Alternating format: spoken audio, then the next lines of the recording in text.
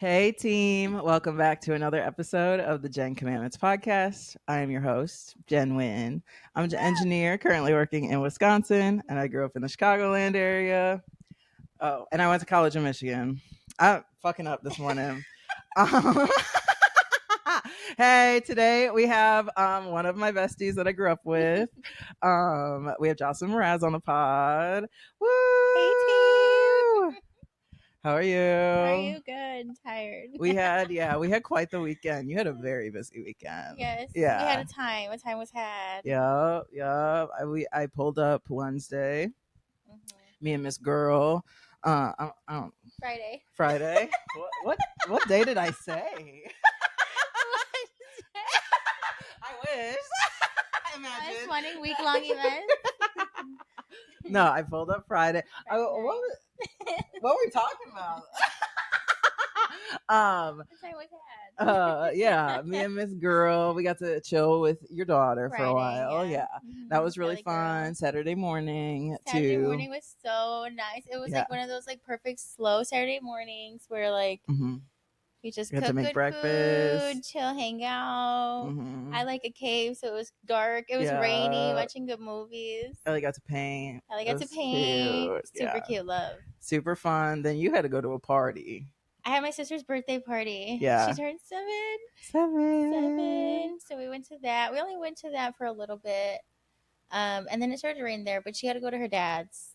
So we left there and then came straight here. Yep. Then get ready. Got ready. Pre-games.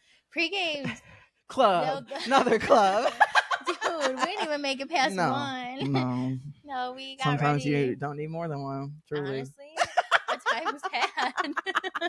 Your friends are I loved them. Yes, they had a great time. Everybody had a great time. You know when it's just like, because it was also, we were all like kind of confused during the morning, like afternoon, like what do we want to do? Day. Yeah, like what do we want to do? Is the weather gonna like clear up? Because it's been raining. Yep. So when it finally did clear up, it was like, all right, bitches, it's go time. It's go time. So and we did. And then it didn't rain the whole time that we were out. So it was even better. Stars aligned. Literally, because at that point, for us to throw ass at the club. Girl, take me outside. It was, oh my God, it was so fun. We got to go to B's Bar too. Yeah. That's one of my favorite. It feels crazy to know people who work in Chicago now, so that you like. And even living. Yeah. Because I feel like Chicago, like for us when we were younger, was like, that's a big deal if you go to the city, because our parents weren't driving to Chicago for that. Not very often. And if we did, it was like for a fucking event, like athletic event or a field trip. Yeah, dude, you were there when we went to the Cubs game? Yes. And it rained. Yes. We didn't even get to go to the game for real. But dude, we were damn near like sponsored. We felt like VIPs. We had pizza. Yep. Because what did we? They like rented. I don't know. It was some sort of reward for something. What did we do? I don't know, but I was grateful. That was so fun. It was really fun. That was fun. Yes, we took a picture. Yeah, that's right. Yeah. That was key. It was a lot of fun, and it was a really good group that got to go. Yes, everybody was fun. Yeah. But like now that we're like grown as fuck, we're like, it's weird to be like, hey. I know her. She's gonna let me in. She's gonna let me in. That's crazy. Yeah. I felt like a celebrity. Yeah, nice. Shout out Brittany. Yeah. She's made me feel like a celebrity more than once at home. I'm like, she's the celebrity. Yes, for real. Everybody knows her. So, okay, I usually start with how I met you or how I remember coming into contact with you. So, I don't remember a ton of us interacting until volleyball in middle school. Yeah, because we didn't go to elementary school together. No. It was middle school. Mm-hmm. And actually, 6th grade year, I don't think I made it. No. I didn't make it. Yeah, which is crazy. But you know who did make it? People who were popular. True. And I remember being very shitty about that. And I was like, I fucking suck. Yeah. And then next year I came with vengeance. And as you should. And you were excellent volleyball. Like, I literally did not put a volleyball down that whole summer because I'm like, no, fuck these bitches. I'm about to be on this team. Yeah. I love that. But then there was a new coach. Right. But we're not going to talk about that. No, yeah, but that's how we started talking. Oh, no, you weren't in Girl Scouts. No. Such a small town thing. I was like, Girl Scouts. I was in Girl Scouts, but a different troop. Jessica's mom. It's Jessica and Lisa's mom. Well, I remember my first time ever interacting with Elise was at a Girl Scout event. Yes. I remember thinking she was so beautiful. Yes. Was it at the camp? Yes. Yes. So like we were in the same spaces. Yeah, exactly. We just didn't interact. Exactly. It feels like I feel like when I was younger, I mean, I was pretty new when we moved over there. Yeah. So, and then I was also kind of like at an age where like I understood a lot of shit. So when we got there, I was like, but at the same time, like I didn't know shit. Okay. But like to me, Parkview, Eastview, Stockview, I would always get those confused. I'm like, because all I know is really Parkview. Right. So I'm like, damn, those are so far, but they're literally 5 minutes away. I know. Literally 5 minutes away. Well, and when you're kids, everything feels super far, Yes, I think. yes. Like I remember even thinking about like the dog that I grew up with. Yeah. And in my head, she was like the biggest dog in the world. Yeah. And my family will be like, she was only like 35 pounds. She's actually very She's small. medium. I was like, oh, she was ginormous to me. Yeah, dude. Because I was tiny. Walking into Parkview, I don't know. Oh, I think Carlos had like a graduation or some sort of awards ceremony thing. And I walked in there and I remember thinking like these ceilings used to be way taller. Yeah. So damn, I'm big. This school is small. Yeah, it's for kids. Yeah. And I didn't realize how small it was. But yeah, volleyball was our thing. Yep. And then our 8th grade team, me, brings up 8th grade. Dude. Shit. I'm like, we went to state, by the way. That was iconic. First team ever in the history of our shitty ass small town. First team of our names are still in that fucking auditorium or whatever. On a plaque on the wall, on a banner in the gym. I point this shit out every We're in there time. like swimwear. Yes. Class picture on the thing. Everything. We had a pep rally for us. I know. That was so. And that was then crazy. We had a mask. That was the first time they really was like bringing out the mascot. Yeah. And I was like, when the fuck did they get that? Yeah. Damn, y'all invested in us. That's crazy. They wanted to make us proud. They sent us off. It was like a Friday. And then they had us. They had us doing like the arch thing where like we would run out and stuff. That was so fun. That was crazy. That was literally like a celebrity moment. It was. And like Miss Berg's mom was going through a lot. Do you remember? I still cancer, right? Yeah. I still have like a letter from her from 8th grade that I like keep in my yearbook from then, and I will still cry when I read it. Dude, that was like family. Yeah, I loved her so much. Dude, we were there when it got diagnosed, and then even after everything happened, she came into the cafeteria and pulled all of us, and the way that we were like cry. Yeah. I was like, this is sisterhood. Yeah. This is what it's about. And I know like that I think like made everything like 100 times better because it's like we actually we wanted to be the first team. Sure. Yeah. B, like there was somebody and the mom was always at our games. Yeah, she loved always us. Cheering us on. And it's like, oh, we can do it for her. We have somebody that we're doing it for, not just for ourselves, not just for our school, but it's like deeper than that. It's our coach. And then to be honest, we deeply respected her too. She was the only coach. Yeah, that was like if you messed up, you weren't getting yelled at. You were being like, hey, what's going on? Yeah, what the fuck was that? Yeah, what's going on? Right. Together. And then if it was like, if she saw that you were pissed off, she would pull you to the side. Yeah. She would just talk. She was probably one of the first examples I ever had of somebody holding me accountable in a way that wasn't triggering that was respectful. To me. Yeah. Yeah. Like I didn't feel like a kid to her. I felt like she seen me as an equal, even though she was older. Yeah. It was more of like, dude, seriously? Like she had, it made me want to do better because I felt like she had expectations of me. And if I wasn't meeting her expectations, she was looking down at me. And that's not somebody I wanted to look down on me about. Correct. I love her. I think about her all the time. And she was so cute. Yeah, she was beautiful. She was so cute. Yeah. I remember her being one of like, I looked up to her so much. Yeah. She was a tiny lady. She was tiny to mighty. Yeah. She'll whoop your ass though. I'm kind of scared. Yeah, same. The best coaches I've ever had have been like petite, tiny women like that. Yes. Seriously. I had a basketball coach my freshman year of high school. Mm-hmm. Her name's Coach Hardy. Mm-hmm. She's tiny. Mm-hmm. Knocked me the fuck over though. Oh, period. If we were playing. Love that. Actually. And I'd be like, okay. I know, literally took me up. Me crying. Actually, I don't think this is for me. Actually, I'm a little, I don't know. Dude, me as fuck. I tried out for basketball. Were you there? Freshman year? I don't know. I just remember that the basketball team, the girls' basketball team, was so low on. Coach K came to the classrooms and asked us to try out. Yeah, and he's like, dude. Please. Mind you, I'm 5'3", and he's like, yeah, I seen you jump, and I think you should try out for the basketball team. What? He said, thank you. I said, I'm jumping this high, guy. Like, I'm a setter. Yes, I'm like, dude, I don't do that. I was like, I don't jump. And I was like, yeah, of course I'll do it.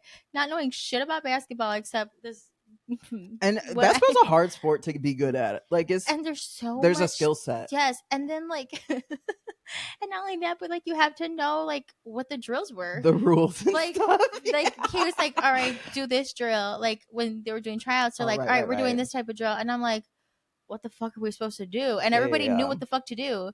Yeah. So I was just like, okay. And then I looked so lost and confused because they were like going back and forth. I couldn't catch the ball at a couple points because I couldn't dribble all the way. Like, that's all right. I didn't know how much force to put in. So sometimes that shit was bouncing all the way up. And other times it wasn't going. And so I'm like, I'm not coordinated enough for this. And I feel like I'm too old to be trying to get into this. To get which into that. Sucks because like it sucks that a lot of sports or like things require you to start so young. Yes. To be like, that sucks. I wish the barrier to entry for things was. I wish that maybe like co-ed sports wasn't seen as like. Because I feel like we weren't really offered a lot. Like even at Parkview, the only like sports we were shown was soccer and volleyball. But there was a basketball thing too, you know, because you remember we would go to different schools, and then we would play each other, and then only 5th graders could do softball. I think, or whatever, something like that. But it wasn't like we wouldn't really like. I guess we would practice, but it would be like 30 minutes of practice. Yeah, it was like, and it'd be like one day a week. Yeah. So I feel like that. I mean, yeah, but if you weren't in like clubs, right, sports, it's a money thing. Yes. I used to beg my mom to put me in club. I'm like, if you don't put me in club, I'm never gonna get scouted. Like, I'm never gonna go to college for sports. My mom, which is true. Yes. Like, unfortunately, my mom's response would be like, "You're not even going to school for sports. Like, girl, get an education." No, she's like, "What the fuck? I look like spending some money on that."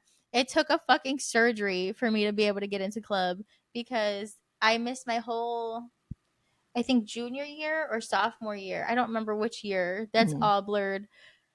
I missed a whole season. I only was able to play like 2 games. And I was like, I'm never going to get scouted. Like, because I had an older brother, but he didn't really take sports like that for real to where he like would want to do it in like college. Competitively. Yeah.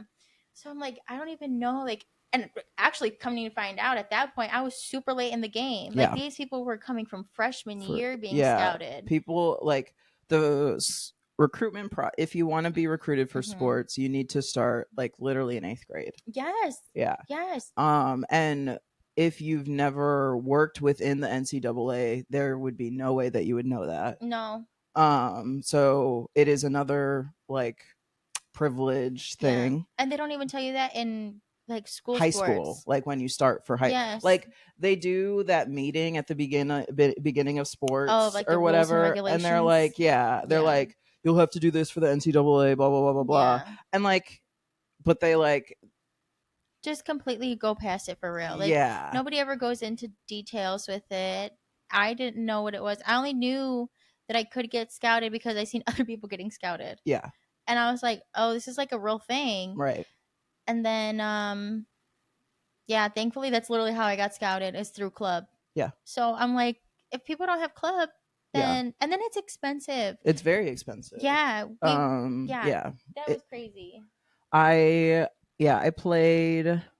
So for softball, it was travel. Same idea though. Club and travel are like the same. Yeah. They're synonyms, but like it's expensive. It requires so much time from your parents. Even weekend tournaments. Yes. And it not only is like the fees expensive, but then you have like hotels, you have travel, you have like, and so sports are, it's another, it sucks. It sucks because it's something that like people see as like, if you come from underfunded places, like that's your way, like sort of a way out. But like oftentimes it is those same systems that are like oppressive, you know. So it's like, I don't know. Yeah, you gotta wait 10 how times did like harder. Yeah. And because like similarly for softball, I didn't even start thinking about going, like I knew that I wanted to potentially play sports in college, and I knew that the only reason sort of why I was playing sports was so I could maybe get some help from, you know, because I'm like, at that point, I'm not that's very literally what it's competitive. about. Yeah, at that like, point, because school's expensive. Because you're dedicating, you're investing in that money now, because they think that there's going to be some sort of payoff. Right, exactly. You know, exactly. And like, not that like parents only look at their kids' hobbies as investments, but like that's, I don't know. I was a freshman in high school, and they basically were like, I went to like a camp through Under Armour. Right, that was a big thing. Yeah. But then they also had like it's good scammy freebies. though. I used to love that shirt. Yeah. I'm like, I went. Well, and they were the ones that sort of told us everything. Like I even went to, so I did like an initial assessment through Under Armour. Right. And then in addition to that, I went to like a national tryout in Oklahoma City. Ooh, okay. Yeah. And it was during the College World Series, so like all the big colleges were there. Yes. And I really got to see in like high definition just how scary college sports were. And like, you played sports with me. Like, I'm a very competitive person, but only because I want only because I care about the girls. Yeah, you're invested. I don't really care about winning. Like, like I could care less about like my performance as it relates to like caring about that. I care about my performance to not let people down. Right, exactly. Like, I want everybody to be very happy proud after this game. Yeah. And not be like, you fucked that up. Yeah. You know? Dude, being the person to fuck up in the game and then being timed out to be pulled out the game is the most embarrassing shit You're like, damn near though, like, because I'm an emotional player, there are times where I'm like, pull me get out. in my head. Yes. Pull me out so I can figure some shit out real quick. I have done that too. I was just like, I think I had like, dude, I would always get, I shouldn't say always because I wasn't terrible, I promise, but like, no, you were very good at the doubles. Oh, I hate it because sometimes it wouldn't even be a double, but if you get even the slightest spin on a ball, and it would be on like shit that it's like 23-24, and you're like, are you fucking kidding me right now? Now's not the time. Yes, to the point where I'm like, I'm actually in my head, and I couldn't snap out of it. Like, I really, for a long time when I was we're both sort younger, of emotional players. Yes, I would. I'd be at the net talking shit. I did not care because some of those people, like, I'm not gonna say what school. Like, there was a school that I'm like, oh, you guys are bitches. Like, you're playing dirty. Volleyball, I've talked about this on other podcasts. Volleyball is one of the pettiest sports that I've ever played. Girls are so petty. Girls are mean. And when they're walking into the gym, walking into your opposite team's gym, and that terrifying. The stadium is full, and you got cute little bows on your fucking shit. Like, it's such a like girly pop sport, but it's nasty. Yeah, we used to take our time figuring out who's got the bows this week, who's got the bows that week, and then we would all have somebody braiding our hair. Yeah, we would get ready on the bench, have our headphones in, trying to get each other hyped, because in even in high school, like, you watch the younger team go, or no, like in middle school too, right? There was like a 6th grade and then 7th, 8th grade. Yeah. And then I remember I used to love going to the different schools and like pretending I was on varsity, and I was just sitting out on the game, but it really, like, I was like injured or on a break or some shit. And or like I wasn't playing that game. Yeah. And I'd be like in the concessions, and they're like, oh, like, because then like the people that like went to the school would want to talk to you. Yeah. Because they're like, oh, there's a new people. And then the people that work in concessions usually were really nice. Yeah, I love concession people. It was like fun. Yeah. Especially at like tournaments at other schools. I think being a part of sports does a really good job, or like a unique job that I don't think other like clubs and stuff or hobbies is like, it allows you to go and see how other people exist. Like, we had some sort of knowledge that like Lincoln Way existed. Dude, that like, was there were rich other to me. that there were other fancier places yes, in the world. Yeah. You know? And I remember that's the one with the castle looking thing. Is that that's Joliet? Okay, Joliet was crazy. Lincoln Way. That was the one with the huge gym. Yeah, beautiful. With the, it was like brand new. The crazy bleachers, toilets. Yes, dude, the bleachers were like, they weren't wood. Yeah. And I was like, oh, and then like some people would press a button and it would come out. Yep. And I'd be like, oh, y'all got money. I'm like, y'all got money over here. The gym teachers be working overtime at our places. Girl. So. Half the time they're sweating, yelling at us to take another lap because they can't get the bleachers put back fast enough. And they're mad at us. So okay. How did your scouting what was the main difference between playing for high school and playing for college? Because college sports like the national tryout in Oklahoma City was the thing that made me be like, I can't do that. I had an incident like that. It was different, but not different. Like, no shade, no tea to my coach, but like my freshman year playing college was great because I felt like I was actually learning a lot. Like the practices were at night, so you would like, it was kind of cool though, because it's a whole different dynamic. Because you go to high school, it's after school, you do your practices, and you got your games on Fridays or whatever, and you got your tournaments or whatever during the week. But then like we would have like really team bonding. Like we were around these girls all the time. Yeah. Like we had classes together. We would have if you were like in between classes, like you had breaks or something, you would just go to the gym and hang out in like this little hangout spot on top of, like, I don't know if you've ever been to South Sub.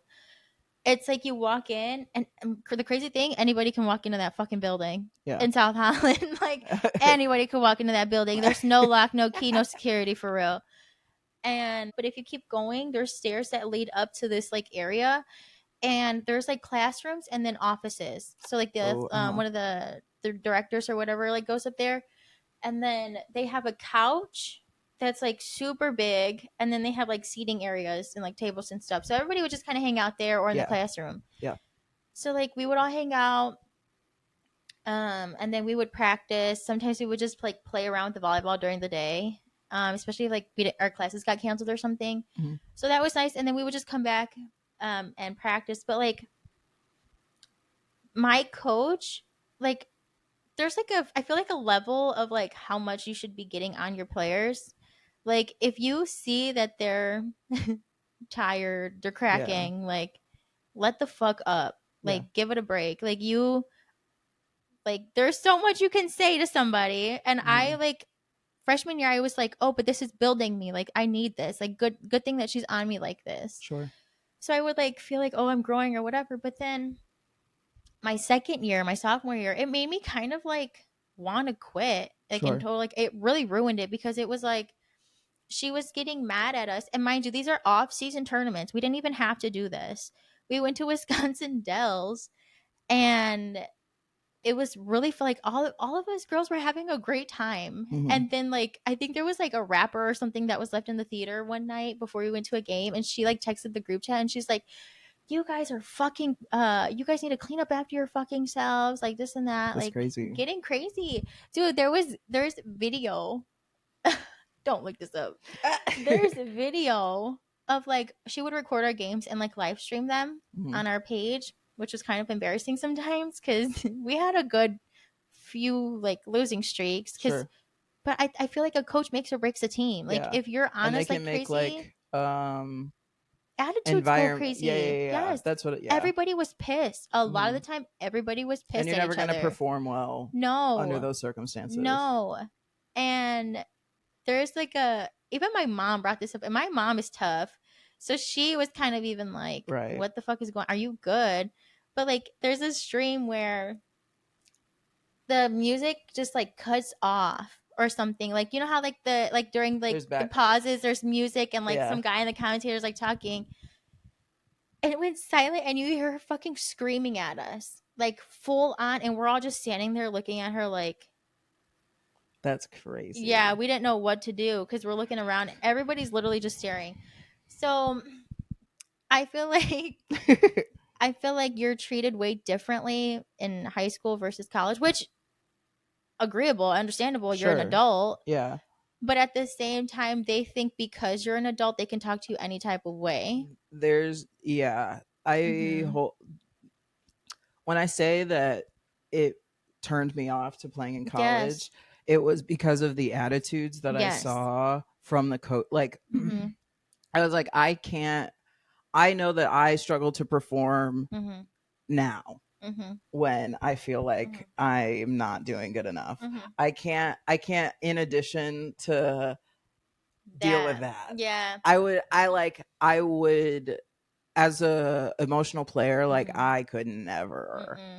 I could never deal with that, dude. And it's just like, I would sob. I cried anyway playing sports. I cried a lot. Like, I'm a very emotional. Can we address that actually? Because I would cry a lot during sports, and I know that people would be like, people would be like, she's a baby. Yeah, but guess what? I am. But okay, I relate. But at the same time, I'd be like, I don't know. Like, there would be like losses that we would both cry. I think. Yeah. I feel like I don't. Dude, I blur so much shit out. I was gonna say I don't really remember you crying like that at volleyball, but I feel like volleyball was more of like your secondary. It was my fun sport. Yeah, I really didn't give a fuck. Like, there were certainly times that I was so frustrated with myself in volleyball that I would cry. Like, I remember that specifically. Yeah. But I think that would be like after a long practice. Yeah. Because I feel like I've seen that maybe once or twice from you after a practice. But that was because but you have an off day. Like you literally, but we're so young. Our emotions were so fucking high. Yeah. And like, I was also in tumultuous fucking there's 10,000 factors for why. School sucked. Yeah. We were in like a 95-degree gym. Yes. Like. Yes. Yes, sweating our ass off. Yeah. See, yeah, but I feel like that's not like. But I would take that a million times with a good coach than like the best facilities and somebody who's gonna scream at me. Yeah, exactly. And there'd be times where I'm just like I just don't want to deal with this, and I ended up like basically ghosting it. Like that's why I stopped going to school, because when it was like the off season, we weren't really required to do it because we had already done like our 2 years. Sure. So it was like the second season had already came and passed. We didn't do great, but it was like. So then, like, I don't know. She was so much about like team bonding, but it's like you literally pitted a lot of us against each other. Like, there was like drama on that. Yes, that is also a common coach. Yeah, and I don't think it's like on purpose, but I do think it's something that happens. Maybe it is on purpose. Yeah, I don't know. It depends on the coach. Yeah, because I've had coaches where it definitely was on purpose. Yeah, I've talked about them. Yeah, but like. I've also had coaches where I'm like, this is just your favorite. You know? Yes, there was favorites for sure, but it would just, I mean, whatever. Yeah. I know. I liked it. I liked the dynamic of it, of like the freedom, I guess, like the whole college schedule, like you hang out with each other, that type shit. Because I liked my teammates. I thought everybody was cool. I remember that time period. Yeah. You seemed happy. I was so happy. I was having a time of my freshman year. For me, college was like the best time ever, because I was finally getting.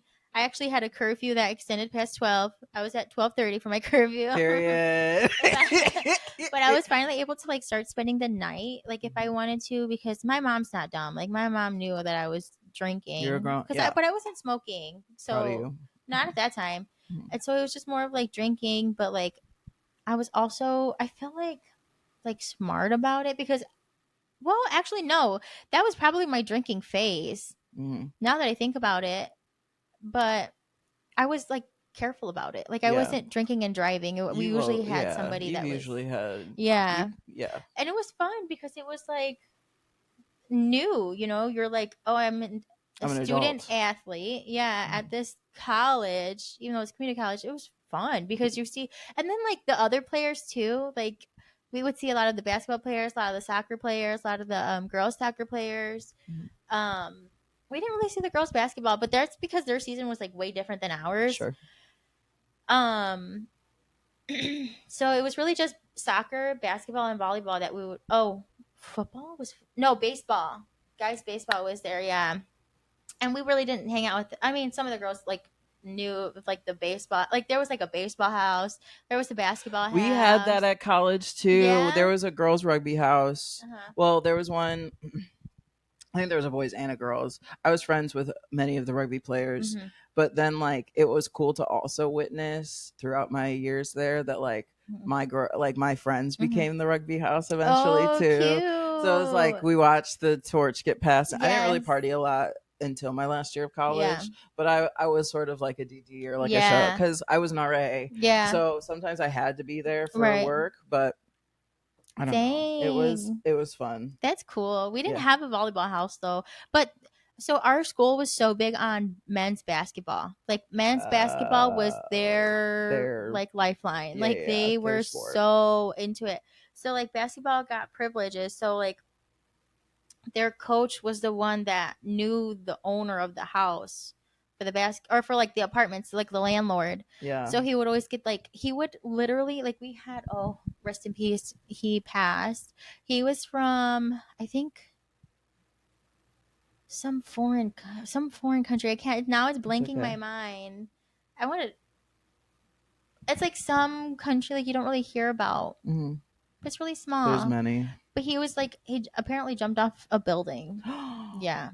But we didn't really know because he was like he had an accent, but like he was learning English. Dude, I've only ever lived across my country, and I felt so isolated. Yeah. I can only every time I talk to all my international friends, I'm like, I can't even imagine trying to do what you guys have accomplished in your lives because like Croatia.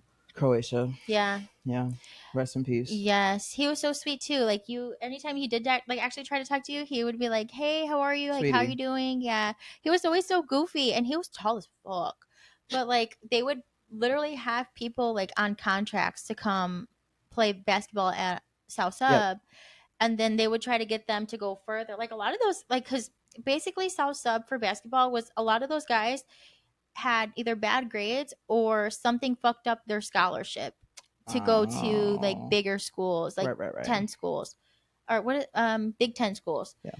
So they would all get placed in the apartments. Same thing with baseball. A lot of those guys, same thing, had messed up grades or something or whatever, but they were also like international. Like there was a guy from I think Spain. He was actually really cool too, but it was really weird because they know how to like they do like obviously like regular but like red shirt seasons. Oh right. But like I'm sorry, at a community college, if I'm doing 2 years, I want to get the fuck out. Some of these people were like redshirting for like years. Well, it's funny. This is sort of related. You know that Cheers show? Yeah. And how people will be there for like I'm like, that's a community college. How are you there for that long? Like, I'm like, what's going on? Yeah, I would want to get out because it's like, mind you, it's a lot of like younger kids. So like when it was older guys, like that guy from Spain, he was older, and I was like, holy shit! Like, what are you still doing here? You know, like it's only like, come on, but dude, I had a resident.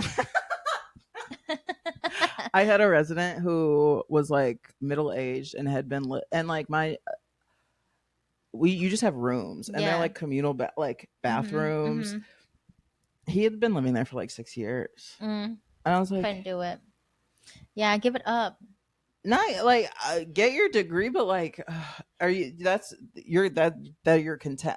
I don't know. That's the thing. If you're content, then that's fine. Yeah, I guess. But at the same time, like, this is a stepping stone. Yeah, you know what I mean. Like, use it as a stepping stone. Don't rely on it so long. Know the intention for the space, or like not even just the space, but like college in general. It's a transition period. Yes, and then also it kind of starts to get predatory. Yeah. Like you're a grown man and around all these 18-year-olds, around all these young kids. Yeah, leave or at least go into coaching. Like finish your year off. Yeah, maybe coach there. Yeah, make it worth your while. Yeah, But no, it was really cool though. Honestly, I think about it all the time. Like, I didn't really go to a lot of parties though, because a lot of parties would be at the basketball house, and a lot of parties would be at the baseball house. I did go to the baseball house maybe like twice, but I really, I probably wasn't invited because I didn't go so often, because I don't know, like our coach at the time, she was married to a cop, and her cop husband knew one of the guys on the street around one of the houses.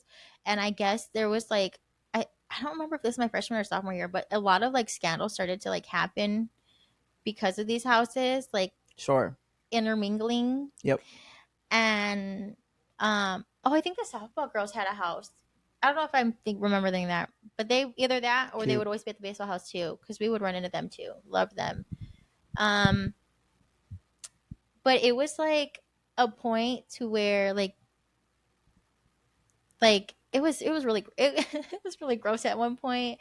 And they're all gross. It got wild, and then our coach literally was like banning us from going to their houses, and they're like, if we ever see you at those houses again, like you'll be kicked off or whatever, basically. Or you're gonna be suspended, something along those lines. But she's like, she was not playing, but it wasn't like, and it wasn't even like, which is sort of crazy also. It was crazy to put it as a whole, because it really wasn't everybody. It was just like a few select people who were like love triangle shit. Like, I'm messing with him, he's messing with her. Those kinds of scandals. But it's like, that's regular collar shit. Yes. I was like, come on now. Like, let the kids live. Yeah. Like, they can figure it out. Yeah. But it was just kind of like, I was goody two shoes. I didn't want to fuck around. We've both been like that. Always, sort of. Because I'm like, what do I look like getting caught? Right. Imagine I'm the one getting caught. There were so many times that I should have been caught doing something. And like when graduation night, trap house, party, table with alcohol, open alcohol, smoking. Yeah. All these little ass kids in this little trap house. One way in, one way out. Parking lot small as fuck. Right. I had Mariah with me. And this was like one of the times too where like I really like had been high, and it was like very new to me still. And I remember seeing a light, and it was a flashlight. And it started to wave around the room. We gotta go. And I literally, there was like guys that were standing like kind of like in front of us. Me and Mariah were like, we hid right behind them. We got on the wall. We started sliding over, and then the cops started to come in. Everybody stopped. As soon as they seen the cop, the music was blasting. Everybody like looked around. They were like, oh shit. Out of nowhere, my favorite thing, everybody just started jumping up and down, like dancing, like huddling together, like not giving a fuck that this cop walked in. As soon as this cop started walking in, everybody split like the Red Sea and just like went through the door together. And the cop was sitting there looking stupid, like trying to check out all these bottles and stuff. Everybody dipped off. We like, my heart was beating, but that was enough for me to be like, this is why I don't do shit. Like, you will never catch me sneaking out. You will never catch me. And then also I had cameras everywhere. So yeah, like, I was like super allowed to do sort of whatever I wanted in my house. So nothing was ever like, I never had to sneak around, which is both a positive and a negative thing, because like I had a safe space to do and try whatever I wanted, basically. But yeah, like our house was sort of that. I would I would steal liquor from the bottles. Like if I wanted to drink or something, you like add a little bit of water to the vodka, I know about that, or something like that.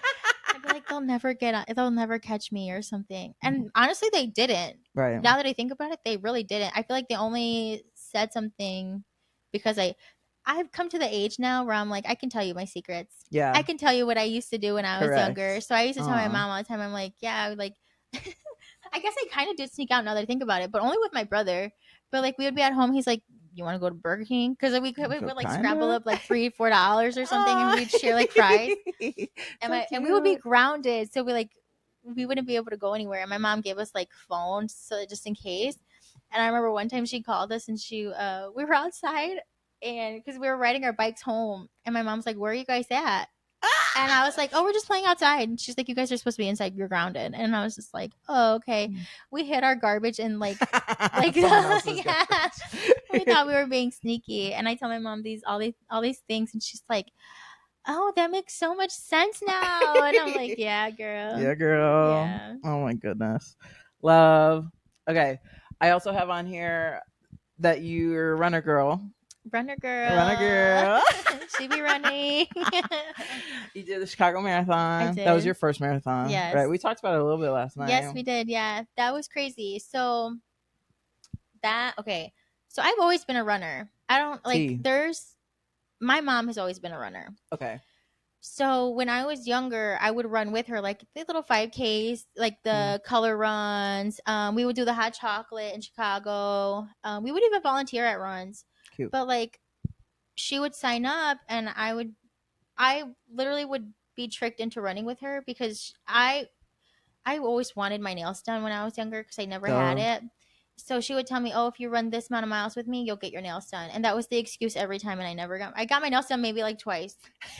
So I ended up just like, I think she made me not like it for a while because I was doing it so much. And I was just like, I'm not actually getting a reward out of this other than just running. That you thought you should have been getting. Yeah. My little mind. And then no, it was just like 1 year again. It was like what, 23? No, 2022, because you have to sign up a year in advance. You have to enroll in like a lottery. Yep. So I had started running again because I don't know, actually. I was just like, I need something new. I need something different. I think I was going through like a midlife or quarter life crisis. Yep. And just like trying to figure out what made me happy again. Mm-hmm. And then I just started running, and then I had never experienced like a runner's high or that I could remember. Mm-hmm. And I experienced it one time, and I was like, I feel so calm. Like it was like relief. Like it was almost like, what the fuck is that? Yeah. Like what is that? So then like I would run, and I'm like, oh, I can really enjoy this. And then I started running more and more, and I'm like, she can do a marathon. If I like, I told myself, I was like, maybe I could just do a marathon. Girl, I was way ahead of myself. Like thinking about it, I was just like, what the fuck was I doing? But I didn't think I was going to get picked. So I also only did it because I told myself, this is going to be my only marathon. I'm going to sign up with my mom. It's a lottery. If me and my mom get it, then cool. But I was hoping that if like, I didn't want to do it without her. Sure. Because that was my whole reason why I was doing it. Sure. So then she ended up not getting picked. I got picked. And so I was just like, oh, fine. Like, I guess this is real now. Like, I actually have to train for this. Do it. Yeah. So then my mom was like trying to be my coach, but trying to be my coach from an hour away is kind of hard. Yeah. And then also I didn't really have help with Ellie. And then I also couldn't like, I when I did work out, I was working out, like I was also in school. Mm-hmm. So I was trying to do homework, trying to work. If I did work, I'd get off at 7, the latest. And then I would take Ellie with me to the Y, and the Y would close at 8 for childcare. So I only had, because it was like 10 minutes away. I'm like, I only get so much time to actually like lift and run. So then I'm like freaking out, and I was at least trying to get like a mile in. And then that summer is when her dad's accident happened. Yep. So all of my training went out the window because I was in the hospital every day. And that took off 3 months. Yeah. And that was closer that was closer to the marathon than anything. That's when I should have been doing my longer runs. Yeah. And then when he finally did come back, I did try to do my long runs. But at that point, like the long runs that we would do, it was like 90-degree weather. Yeah. So like and we would run out of water like quick. And so there was like 2 times where we had to get picked up because we were on this like throwing we wanted to throw up. Yeah. And just being so hot. But then the day of the marathon was so like exciting. And so I was going to meet my mom at the Homewood train station. Yep. But there's like a certain park, like right by Starbucks, that parking lot is for residents only. If you park there, you get towed. Yeah. So, you have to park at the one across. Yes, by like the government building. So then we didn't know that train station was under construction. Yep. Yeah. It's been under construction for like 2 years or something. Girl, it's been a long time. Get it together. you guys got too much money to be working that long. Right. And so we didn't know that. Sure. So we showed up just on time. Mm-hmm. We had to. That's the worst too, because you're already nervous. Yes. We had to run to catch the train. Yeah. So the way that we actually had to go, we had to come back because we thought we could cut the corner. No, there's a big fence there. You can't cut corners. Mm-hmm. So you have to go down. You went under the the bridge. The yeah. You had to turn around, go past Aurelio's. Yep. And I saw the train. You said I saw the train, and my mom was like kind of far back behind me because I was just running. I'm like, girl, you're gonna have to run. I ran. Yeah. And she was behind me because she couldn't figure it out. She couldn't figure out how to go under the thing. And I was like, just keep going. Just keep going. And I'm like, we're going to miss it. I started running because I saw a train. Turns out it wasn't even the fucking train. Yeah, it was. It was like a whole other train. But then, that's okay. Girl, I was racing that shit. You ever seen, what's it called? The Slumdog Millionaire when he's like racing those trains. Which I was running. And so like, and mind you, I have my bag of everything because you have to have like, also, like, I had a wedding that day. My cousin's wedding was that day. So I was like, overachiever in my head. I was just like, oh, well, when I get done with the marathon, I could just, change and then go from there. That's crazy as fuck, because I was going to go to a Did you gym. Do that? No, girl, fuck no, I did not do that. Good. But we were racing and I finally got to the train, and then the train, I literally caught it. The guys come out, the conductors come out, and I see my mom, and she's still got a ways to go. Like I had already went through the ramp, and when you go up the ramp, there's like either you go down the stairs and you go up these ramps, and then you have to go up more stairs to go onto the actual thing. Yeah. And so I'm talking to the conductors, and I'm like, can we just wait like 5 minutes? I'm like, please just give me 5 minutes. I was like, otherwise, like my mom's gonna have to drive to the city, and our whole intention on this was to be together on this train because I don't know what the fuck I'm doing. I don't know where to go. I don't know anything. And so they're like, if she's not here, like we're gonna have to get going. And so I'm like stalling the fuck out of them. And then finally my mom comes. I'm like, all right, we can go. I'm like, she's here, we can go. So we ran. And mind you, I didn't stretch. This is fresh off waking up. Don't be stretching either. I need to. Took off, caught the thing, sat down, finally ate a banana, and then I had got these overnight oats from Aldi. I actually don't like them. I'd rather make my own. Yeah. I was gagging, so I didn't even want to eat that. Then I had like some water. And then my mom told me, she's like, there's the thing called like corrals. So like corrals go off of your age and then like what your expected time is or whatever. So my corral, I finally found it. She's like, you always want to stay in the back of it because like there's pacers that tell you your time. The people in the front usually go the hardest quicker. And she's like, and you don't want to do that. Yeah. And that was my problem a lot lot of the time. And I told myself like, because it feels so good, like you're so excited. Yeah. And then so I thought, so I had like, you can like track your run, and my watch had said the wave, what I thought my wave was go. And I'm like, bitch, what the fuck? I'm still looking for my corral. Yeah. And so I'm like, I'm late. Like scared that that's going to fuck me up. Yeah. So I'm like looking around. I'm like, hey, is this like right where I'm supposed to be? And then finally, the only way I was able to ask is I found the lady with the flag in the very, very front of the corral. And she's like, yeah, this is it. She's like, this is where you're supposed to be. And I was like, okay, cool. Girl, they started calling us to walk up to the line. So now I'm in front of the corral. Everybody's walking up to the line because they're about to pull the gate or pull the string for us to go. And I'm like, fuck. Yeah. Do I have time to go back? Yeah. So I was like, maybe I can scoot back and start stretching a little bit. And so I like kind of went off to the side. And then I was like, well, I guess I could just stay here because I didn't think I thought I kind of went back further. No, I was still very up front. Yep. And they went, and I went with them, and I went at a good speed.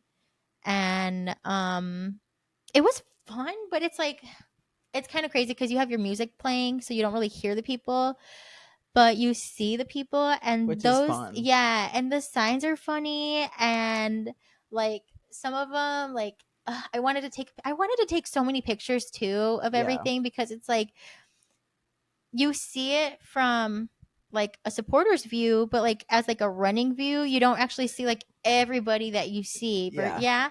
And so I'm like, it's so just fun and it was cool. And then like people are just handing you shit. Then there's people doing keg stands and then like shots and handing out beer and shit and stuff. And I'm just like, this is such a blast. Like I'm having a great. The only thing though, Chicago's kind of shitty with their marathons. They don't put mats down. They put very few mats down on their bridges. So there's like two like stints or whatever. Yeah, of like two lines of like mats. Everywhere else is the like almost like the gate. So does that you're off balance as hell. Okay. Yeah. There's a lot of vibration of everyone running. Yes, exactly. And then yeah, I just took off and I was telling you, I've never cramped in my life. Ever in my life. And we were doing long runs. I was doing 16 miles, no problem. I think the longest like training run was 22 miles and I did that no problem. Well, not no problem, but like no cramping. Well, like, and without issue. Yeah, no problem. I think it was like mile 8 where I was like I landed on my leg, or not landed on my leg, but like landed and I felt my leg twitch. And I said, bitch, what the fuck is that? Yeah. Like, I didn't know what to do. And so I was like, whoa, because my leg, like it landed and it was like this, like jiggled. And I was like, whoa. Hate that. I almost would have fell, if anything. So then I was like, what was that? And I kept trying to run and I felt like a pain. And I was like, no, I need to pull over right now. So I found the closest tree possible, put my leg up, started stretching. I call my mom because I'm freaking out. I'm like, what is this? What happened? Like, I thought I pulled something like bad. Yeah. She's like, oh, you're cramping. She's like, you need a banana. And I had also, so like when you're running long distance, there's like things you eat to like kind of recover like as sugar. You run. Yeah. So I had goo, but I ran out of my goo because I ate it so fast because I was trying to recover because my mom was like, just eat it. Just eat the whole thing. And then I just kept cramping. So like I had to pull over to, they have like these like stations where they have physical therapists and they'll like roll you out and then like show you like how to stretch and stuff, or like put a lot of people were putting on like that icy hot on their on their shins. And I did that. And the first guy told me, he's like rolling me out. And he's like, oh, you're very tight right here. And he's like, I can feel it in your stomach. Yeah. And I was like, oh shit, that's not good at 8 miles. He's like, I think you'll finish. Like, you're going to be fine. You can finish it. He's like, but like, take it easy. Yeah. And I was like, oh, fuck. Okay. So I felt great after he like did what he had to do. Yeah. I felt fine, kept going. And then it was like mile 12. I was like, fuck, it's really hurting.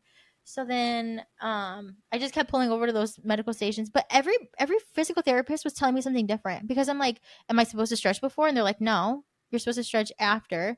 And then there was like somebody that was like, why would they say that? You don't even need to stretch. You just, whatever. But then there's like, no, you should always stretch. You should always stretch. And I'm like, who the fuck do I believe? Yeah, correct. Yeah. I know. And so whatever, finished that. My phone was almost about to die. My friend Bree picked me up after because I forgot I was supposed to go to the wedding. So my mom took my keys to my car. And they were I had something.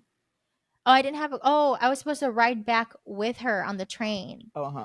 So I actually didn't have a ride back to my car, and the trains had ended because it was on a Sunday. So Chicago trains times are not the same. Not great. Yeah, it's like every 2 hours or something. Yeah, and I was not going to wait around for that fucking train. So she saved the day. She picked me up. Shout out Bree. I couldn't feel my legs after.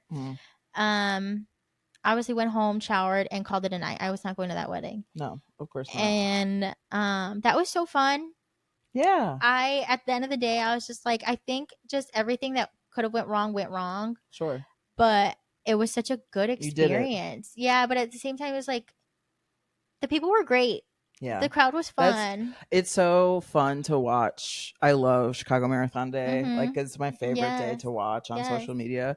And that's what really, I was like, oh, I want to experience that. Yeah, it's fun. I started with a 5K this year. I have a 10K at the end of the summer.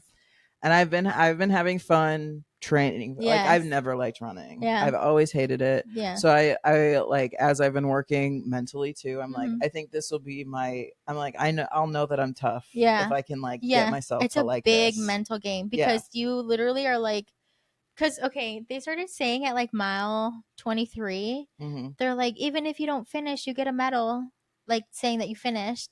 And I was like, bitch, I will cut this corner right now. Yeah. I'm beat. I'm like, you're saying I can get a medal right now? Yeah. And then I was like, no, I'm not going to do that to myself. Like, I finish it. You've made it 23. Right. I was like, what, bitch, what's 3 more miles? Right. And I'm like, bitch, just turn the corner. Right. But no, it's like, the one that I did with my mom, that one I was like crying my eyes out when we crossed the line because it's like. You guys did that in another state. Where did you guys do that one? We did that in Cincinnati. How did you like Cincinnati, Kentucky? It was fun. It's always fun being like the new people in town, you know, because it's like you can see there was a prom being held at the hotel that we were at. Cute. That same night, that weekend. We got there and I was like, oh my God, all of these girls are gorgeous. Crash it. Girl, I thought about it. I'm like, where's the bar? They got a bar here. We're gonna go somewhere else after. No, it was so fun, but that one was also kind of crazy. We planned it out dude. So you're supposed to do packet pickup the day before. It's usually like a big expo. There's like a big weekend expo. And me and my mom almost didn't make the packet pickup because of the parking. Obviously, we don't know anything about their parking down there. Right. And I didn't want to get towed. I didn't want to get ticketed.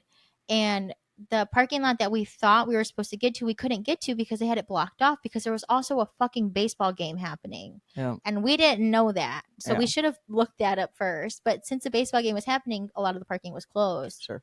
So I was like, we parked in a parking garage and we started walking and we had to go to a bridge, but we didn't know which way we were going. And I was like, bitch, that's a long bridge. If we start walking, we're not going to make it back in time if we're going the wrong way. So I told my mom, I said, listen, girl, we're actually, decision. Yes, let's get back in the car. I'm dropping you off in the front, pick up our packets. Let's go.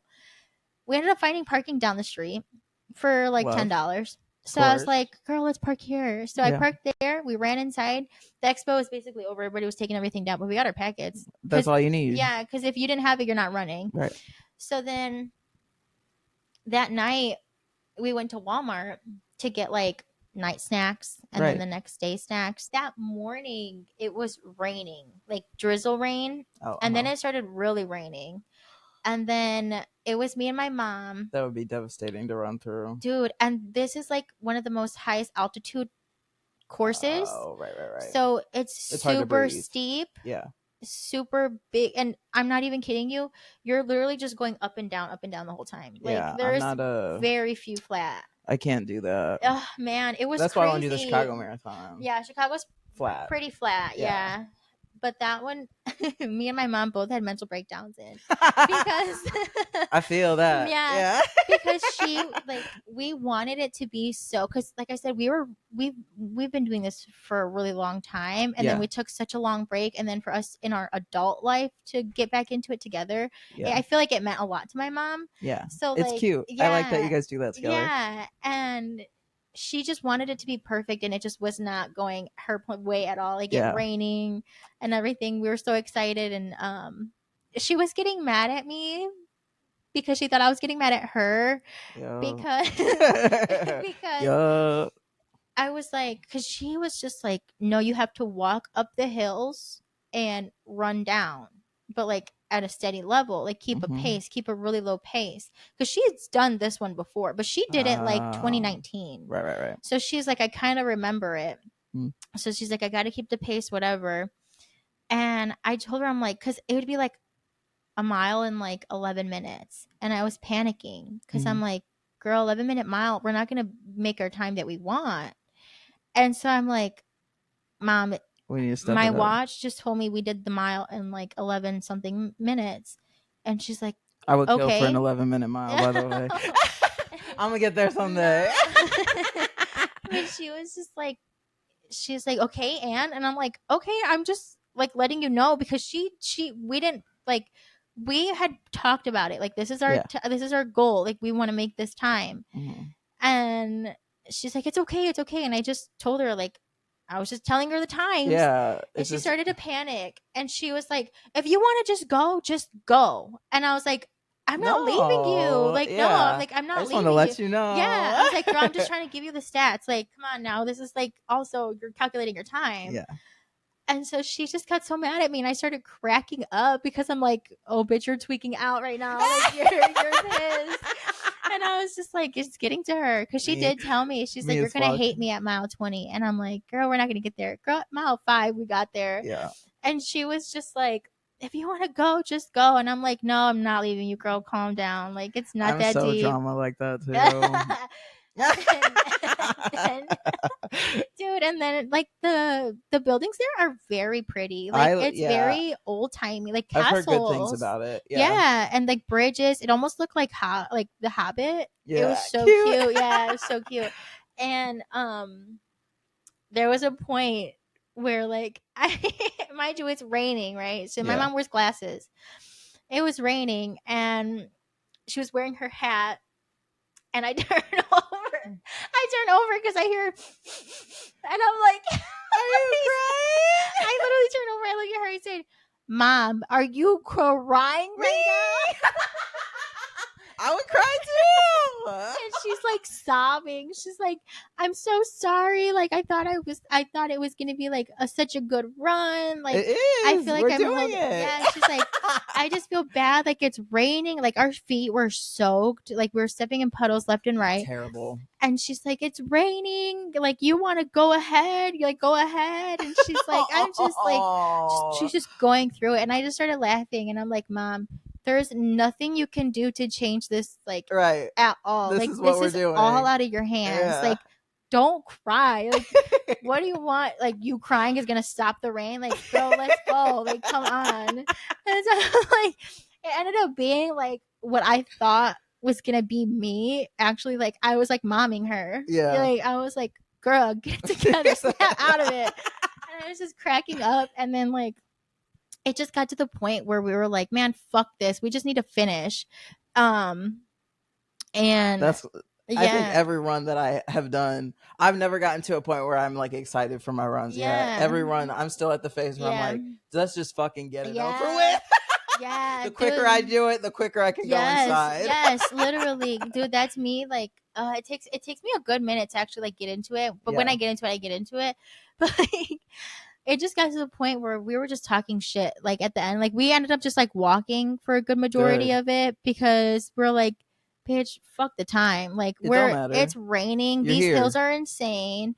And mind you, there's a huge crowd behind us. Yeah. So like, are we worried? No. Yeah, you're doing it. Yeah. The T is like you're doing it. Yeah. And it got to the point, dude, my feet were so raw that because of the wet, like the rain and like the sliding of my shoes. Rain boots down there. Girl, thankfully, me and my mom had like the Planet Fitness membership. Oh. So once we were done, we were holding each other. We crossed the finish line and we started crying because I was like, bitch, we made it. We made it. And our plan, because it was just us two, so we went to the Planet Fitness. Girl, we were waddling in that Planet Fitness, and then we were taking showers. And then my mom forgot her bag in my car. Like, we were just a hot mess. And I was like, I'll run out and get it. But it was such a good, like... That's a good bonding experience. I was like, because usually, like, it's always been, like... mother-daughter like parenting. It was never like a girls thing. It was never like we can both relax. Like either one of us had to be on it. Like my mom's a planner. My mom has an itinerary. If when we were younger, we would go on these trips. We would literally like research everything before the trip and then do the things that we researched. Cute. She was always like planned. She's the manager. Yeah. And this trip was like spontaneous. Like it was like, do you want to go here? We can go here if you want. And then we were just like having a ball. And it just was like, even when we finished the race, they were giving out pizzas. Girl, we both had a whole box to ourselves. We were like, fuck that. Give me some pizza. We sat in the car. We like decompressed for like 10 minutes. We were like, that shit just happened. That's crazy. Yeah, we did that. Yeah. And my mom was cracking up because some guys were like giving out beer during the race, and I was like, hand me that shit. And my mom was cracking up. She's like, oh my God. And I was like, girl, this is tough right now. Right. But Yes. Oh my goodness. And it helps. Like drinking helps. Dude, well, the 5K that I did, I didn't really I don't know why I didn't train, but I didn't train for like a full month leading up to it. And I like woke up the morning of, I like drank a Monster, I smoked a joint, and I like went and did it. Period. And it was like, it was fine. Yeah. I sobered up about halfway through, and we were good by the end. Yeah. You know? I feel like you need to like me, the beginning is always the worst part. Same. And I'm like, oh my God. And I'm like, why am I doing this? And now that I'm really trying, I'm trying to jog more than, obviously I'm trying to jog more than I walk. And I'm at the stage now where I'm like, just try to make it another until this marker. Yes. That just helps. Try to run to that sign. Yes, because then at that point you're like, well, I made it here, I might as well just go there. Keep trying. Yeah. And then it's like, but if you mental. Most of it's mental. And then if you do make, you're like, well, I made it. Yeah. So I can kind of walk. Yeah. I did what I needed to do. Yeah. That's really taught me like incremental success. Yes. Like to be patient with my success. Patient. Yes. Yeah. Exactly. Oh, I love that. I love that it was like I didn't know it was a mother-daughter thing that you I can show you some pictures when I was younger. That. Okay, slay. Okay. How do you think becoming a mom has changes as you've gotten older? Ooh. So like how do you feel about, like, it was something Alex and I started talking about too, of like he has 2 kids now, right? But like his first child, he was like, I don't necessarily agree with the way that I parented them back then. Now, got it. And I'm a different parent now. Yeah, that's sort of that was my thought process when I was sort of writing it. Like, do you think that your parenting style has changed? Do you, like how or like whatever? I think yes and no. Like, I think I've always been like, I want to treat her with respect. Like, yes. I've always, like, I never really, like, I did baby talk, but not really. Like, I really didn't do, like, you want your baby back? Like, I didn't do, like, shit like that. Really like, a baby talker either. Yeah, no, because it makes me kind of uncomfortable. Same. And I'm just like, I do that for dogs. Yeah. Because that's how I, like. Affection, but, like, in moments. But, like, majority of the time when you're talking to Dante, you're talking to Dante like he's a human. Like, yeah, that's true. Yes. But, like, as you We'd be barking at each other, yeah. But as you should, I feel like, when I talked to Ellie when she was a baby, I feel like that kind of helped her, like, understand things a little bit better. I swear to God, Dante knows sentences because of it. Yeah, because it just is like, well, if you talk to them like that every day, they're gonna end up learning it. Yeah, like it just is what it is, and they'll understand context clues. Then really good, and then you have conversation, and then it's kind of like it kind of makes them think into, like, one thing Ellie is into right now is like, why. She's really into why. And I'm just like, girl, please. Which I like that because I'm also really into why. Girl, discover anything you want to discover. I'll tell you. I'll keep going until it's kind of like a dead end. I'm like, there's no why. I don't know. Yeah, I'm like, yes, I'll tell her. Yes, and I do tell her that. I'm like, honestly, I don't know. But when she was a baby, I was way more strict. I was really like she can't have. Like, she has to have the all natural stuff. I don't want to have, like, I was very against formula, and, like, whoever uses it, like, props to them, because not everybody can produce or even want to, which is a personal choice by all means. Right. So like, that's not on me to tell somebody what to do. Mm-hmm.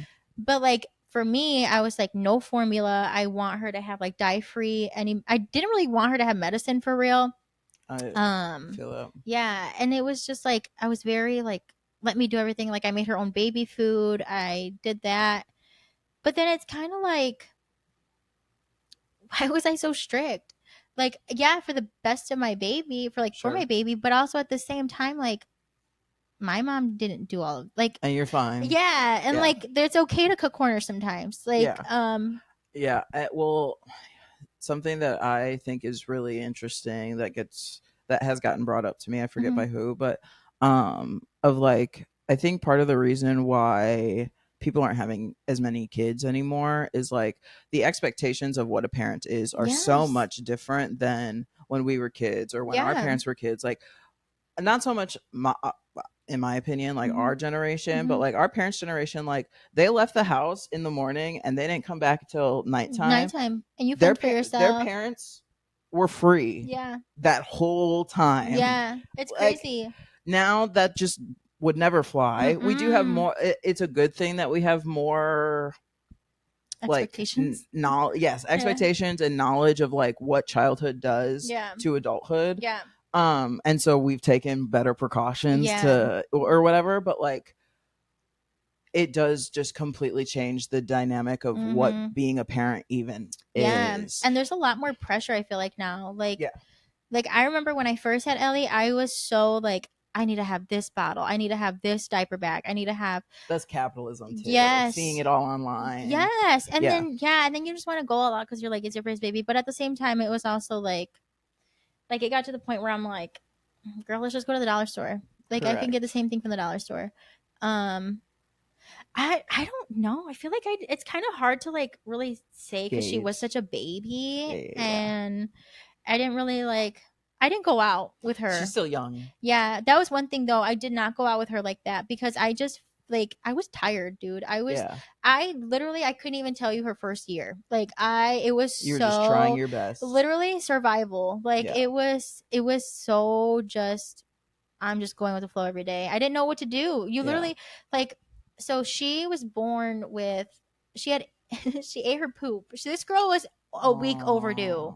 So she was not trying to come out. I had to go to the hospital and then they were going to send me home. And I finally was just like, fuck it. Just I was supposed to get induced the next day anyway. Right. So I'm like, just do it. And then they're like, okay, well you're finally dilating, whatever. So she was there.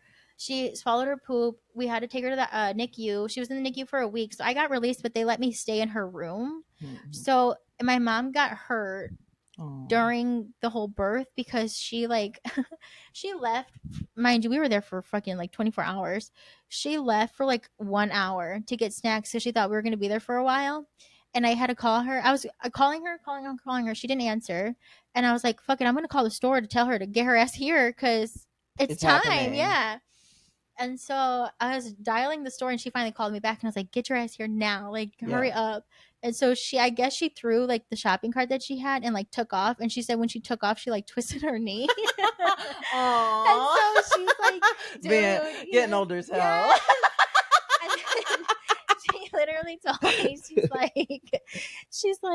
mind you, she's busting through the doors as these doctors had me ready to go.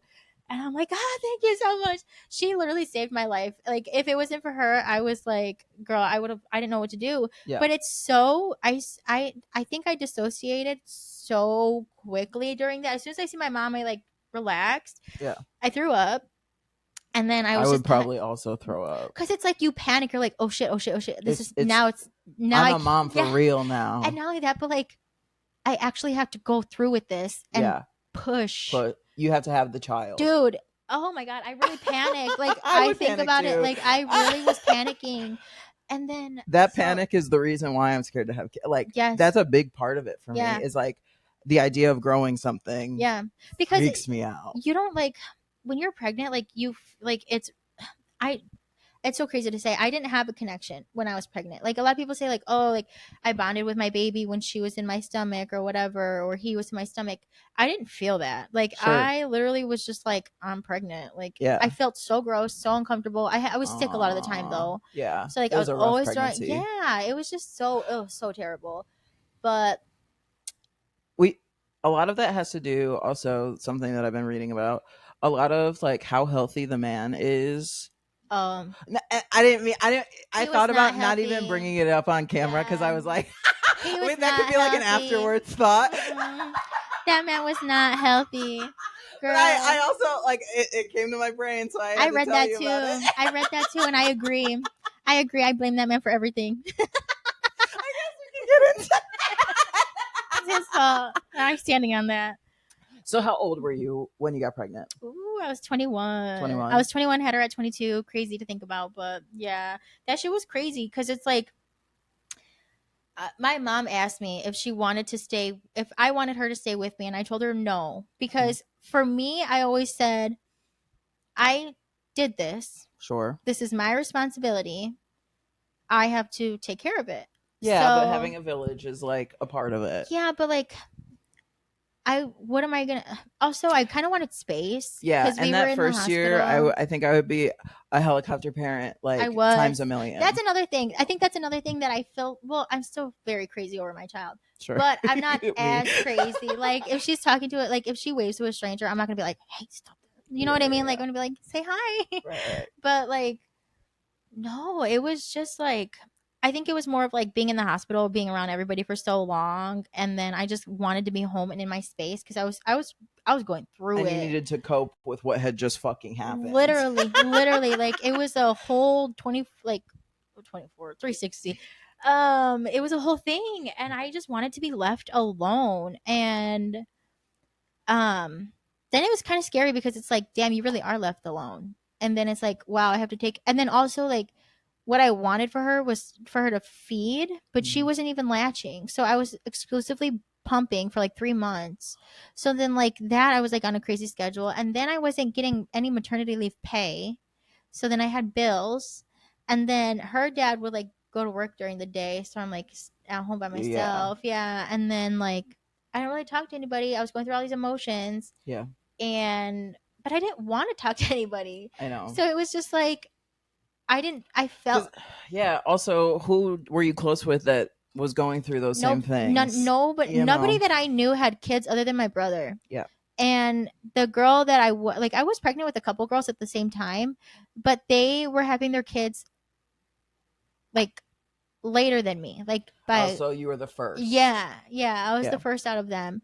So it was just like I didn't have, and my mom hadn't given birth in years. So like everything that they have now is not even now. Like I see some of the stuff that they have for babies now, and I'm like, that wasn't around when Ellie was born, and she's been born for fucking 4 years. Correct. So to be at 10 years, right, is a huge difference. It's a whole new thing. Yeah. And then of course, like you said, capitalism. So I wanted free to everything, and that's expensive. Yep. And so I'm like, whatever. But it was just kind of like, I don't know. I feel like with her when she was a baby, I wanted the best of everything. I wanted, because it's your baby. Yeah, but also I feel that. Yeah. I totally understand, and I would also fall into that. Yeah. I'm like, well, I've thought my whole life about having a child. Yeah. And so if I'm going to do it, it's gonna be. Yeah. And then it's also like what you see on Instagram. Like I was following a lot of like mom Instagram accounts. It's toxic. Yes. It's really like this is different but similar. I joined like the Puppy 101 Reddit thread when I first got Dante. Love Reddit. Me too. But they're like, you need to be doing this, and this, and if you're not doing it, you're a bad parent. Hate that. Yep, that's what they do. And so at some point I was like, I am getting really good information from this, but at some point you need to walk away from the opinions. It's of opinion. It. It's not facts. It's opinion. Yeah. And then you just kind of like also, it's like, you know, when you've been kind of doing something for so long that you're like, is it really that important? Yeah. Like I feel like I figured like when I first did with Ellie, like I was always worried about like stuff that shouldn't have mattered, and now I'm just kind of like just doing what it like for her birthday. I low-key, she has presents or toys that she hasn't opened. I just wrapped those up and I gave them to her. Like I'll get her like a new stuff, but then she also gets stuff when we go to the store. So it's kind of like you're kind of getting a better childhood than me, because I would ask for shit and I would get no. So it's kind of like almost like I'm living my childhood through her. Yeah. But like I also want her to understand that like it's not about that. Like it's more of like how are you treating people? Like what are you what are you doing? Not like, oh, she's got the best shit on, or oh, she's got like good, because like I got those fucking Komotomo bottles, girl. The craze over that, it was like almost $30 for like 4 bottles. Those sucked, by the way, but Ellie did like them. Ellie would hold them, but like, right. But girl, I could have I could have saved that money. Correct. I know. Okay. So you had Ellie, you were 22. How old when did you start seeing Ellie's father? Her dad. I think I just turned, I think I just turned 20 because we had a age gap. And so this is like the first time I ever worked at a factory. Mm-hmm. I was going through, I hated, at that point I had gone to college, hated it, was having trouble figuring out what I wanted to do, because even like nursing for me, I didn't even want to go into that. So I was just kind of like working all the time. What's next? Yeah. So I was like, I had 2 jobs. My uncle told me about this factory that he worked at, and he was a lead, so he had some like rank, and he's like, if you want to get in, because usually it's a temp to hire job. So he was like, if you want, I could just get you straight into the company and you get higher pay. And he's like, the only thing is that they are doing mandatory overtime, so you're going to be working a lot. And for me, there's never a problem. Like, I don't mind like working. Yeah, mind you, I also had nothing going on in my life. Nothing going on, so I was like, I'm already working 2 jobs, I might as well just do this. So then I started going there, and he actually thought that I was like talking shit about him, is how he approached me. And I was just like, I remember it was like my 3rd day. And he's like, he came up to me, he used to drive a forklift, and he came up to me and he was like, hey, so are you talking shit about me? And I was just like, whoa. I was like, I don't know. Hi, my name's Jocelyn. I was like, first of all, I don't know you. I was like, I don't know you. But no, I wasn't talking shit about you. I don't know you. Like, just kept repeating, I don't know you. Right. And then it turns out I was actually talking shit about somebody else that looked like him. But there was, Damn. Yeah. And so I was like, oh, that makes sense. Yeah. Cool. It was, there was only like 2 like Hispanic looking guys on forklifts, and he was just so happened to be one of them. And I never seen him, and I only thought it was one. So it was him that I was talking about. But yeah, so then I think I was 20. And then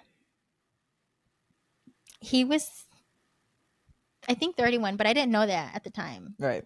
I just knew that it was an issue because, or I thought about his age when he was messy. One of the girls that he used to talk to walked past us. Oh, so you weren't the first person he had? Not at the factory, which red flag. Cool.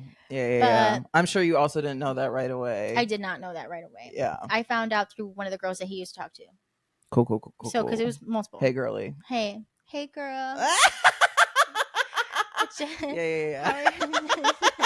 Girl, the amount of times I've gotten a text like that is crazy. Yeah. But no, she like walked past us, and she's like, she said it like I wasn't there. She's like, she's only 20. And I remember thinking like, who? Y'all talking about me? I was like, me? Hold on. I'm like, because what's the subliminal and you're in my face? Right. And so I was just like, what the hell? So I remember bringing it up to him, and then like we ended up like hanging out, like we would talk in his car after work. It always starts like that. Yeah. The most toxic relationship of my life started with car conversations. Shit. Yeah. Ugh. Sneaking around with that was the thing. Shit. Sneaking. Once it's sneaky, it's bad. Yeah. It's just all bad. Correct. So yeah, we would talk, and I found out his age. Then I found out he had kids. And that was the first time I had ever talked to anybody with kids. Yeah. And I was like, I'm going to change him. I still haven't. Like, it's like, yeah. No. It's crazy. It's honestly crazy because you don't know what to do in a lot of situations. Right. Like, especially because you're young. Yeah. You're young. 20 as a stepmom is crazy. That's crazy as fuck. Yeah. By the way. Yeah. And his son if you don't have your own kid, like, yeah. If you have your own kids, then fine. Yeah. But like being open to even that to begin with.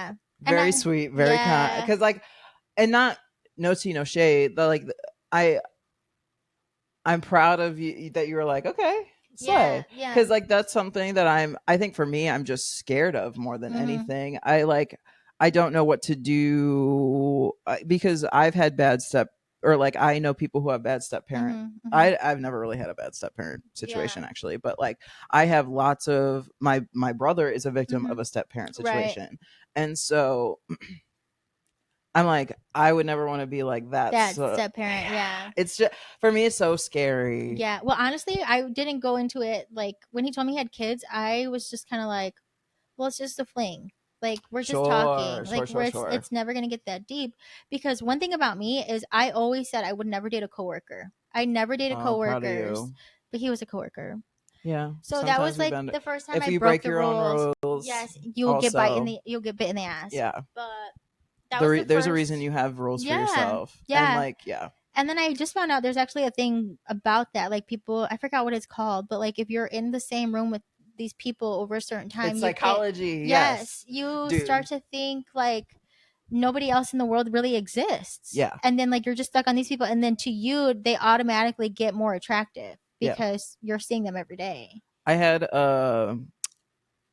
ex tell me that when he liked somebody, he would make sure he walked past them a lot in class. See, yes. Because he knew that. And I said, that's a little manipulative.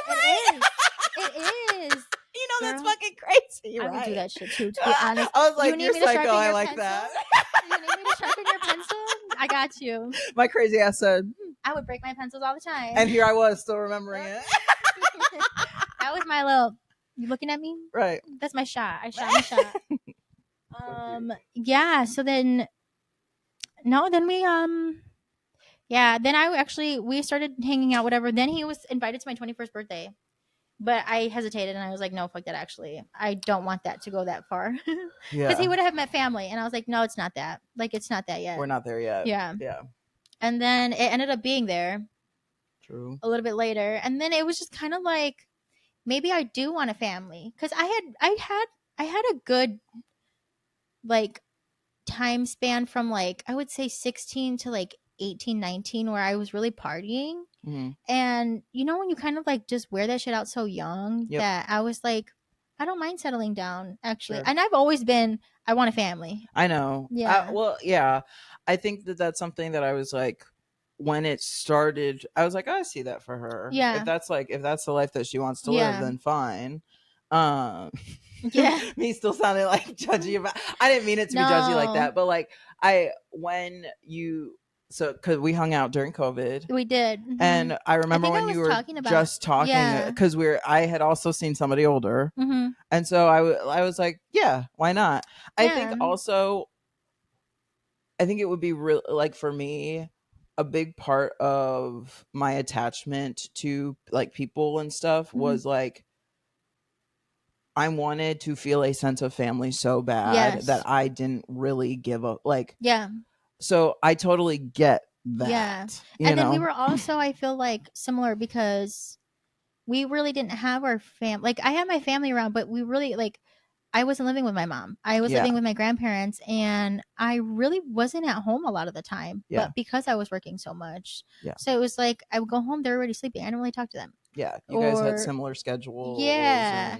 And then my cousin, I lived with my cousin, but she had a boyfriend and she was also working. So like if she wasn't at work, she was with her boyfriend. Sure. So I feel like it was kind of like, this is my sense of family. This is my stable life. And I was like, oh, and I was also very much manipulated. But also at the same time, we were so young, like 21 mentally. Babies. Yeah. Like, I always used to think, like, why is everybody saying it's such a red flag, like, that he's older? Like, what's tea about that? And I was like, I don't see anything wrong. If anything, like, it's good because he's young. Like, like I thought and also I've always been told, like, oh, you act older than your age. Correct. So we're told to, like, that's also, it feels groomy that people say that shit, sort of. Yes. Because then I was just like, well, I feel way older than my age, and he's mental, like, feel like feels young, like we can connect, we're similar, and we were goofy, and it was fun. It was also summer, so it was like a big fling, and then COVID happened. Summer flings you should never take into winter. No. And then it was just like COVID happened, so I didn't have to work anymore. I think my grandparents went to Mexico, so like nobody was at home other than my cousin. But my cousin was like, me and my cousin would have like a day plan, but like at nighttime she would go with her boyfriend. So I would just go with him because he would get off work or whatever. And then we surprisingly, like, I had surgery in high school and I took an ovary out. When they had taken that out, I told them, hey, I don't want the other one. Like, I don't want kids. And they're like, okay. my mom told him, keep that shit in. Like, she's gonna want kids. Yeah.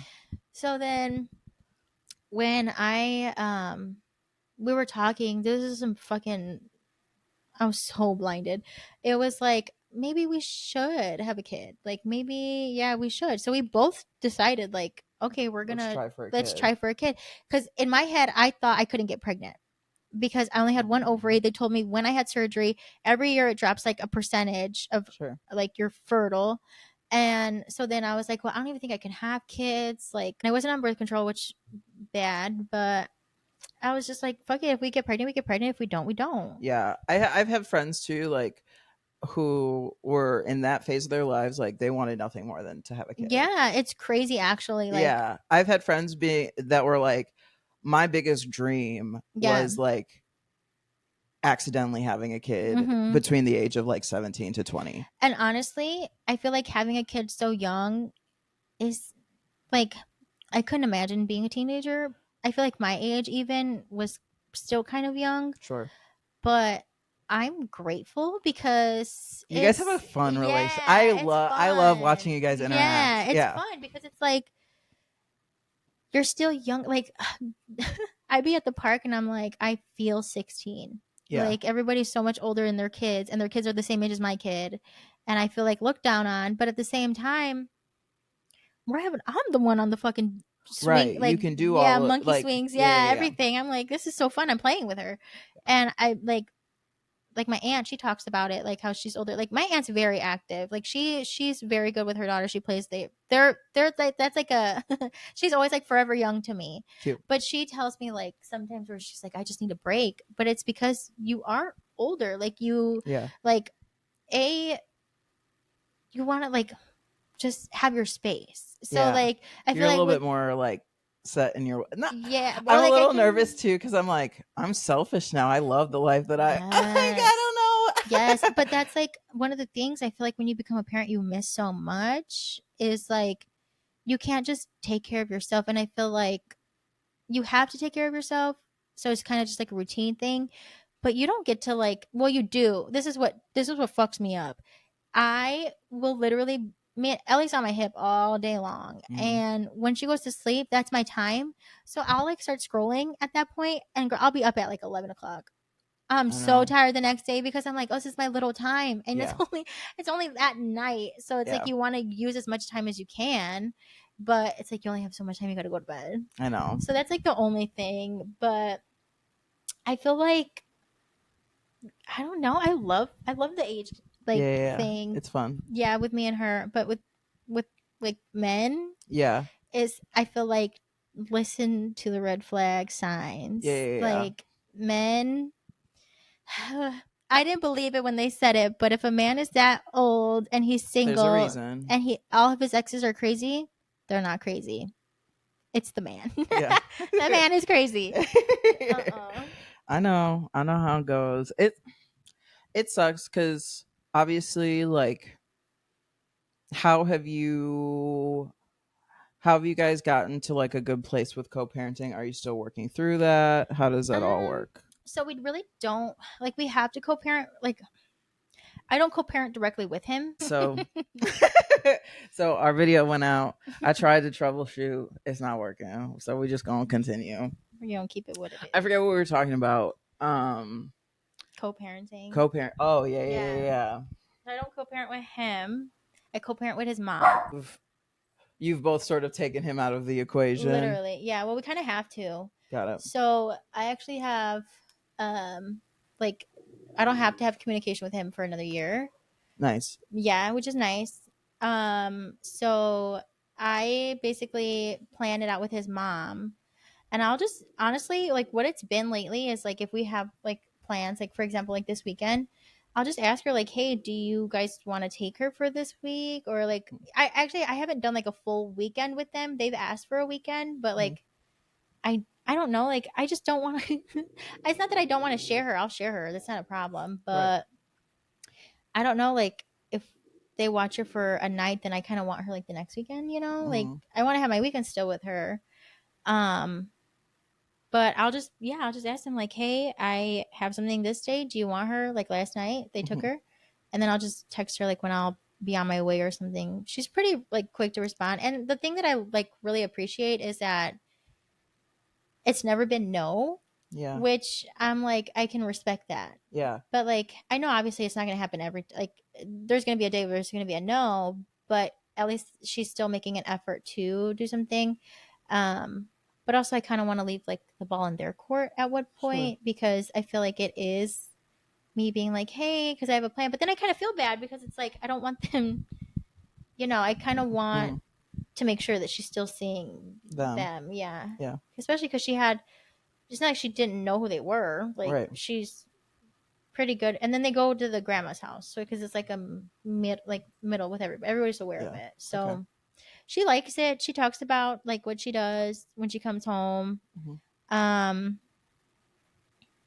She doesn't really I don't think complain about anything. And it kind of like is like a good break for both of us, I feel like. Because then when she comes back, dude, she won't let me go. But then she also just doesn't let me go, period. Yeah. But like, it's like even better when she does come back, because it's like, it's nice to have my alone time. Yeah. But then I'd be like, damn, I'm bored. I know. But it does let you like recharge and stuff. Yes, so because I'm so much happier when she comes back.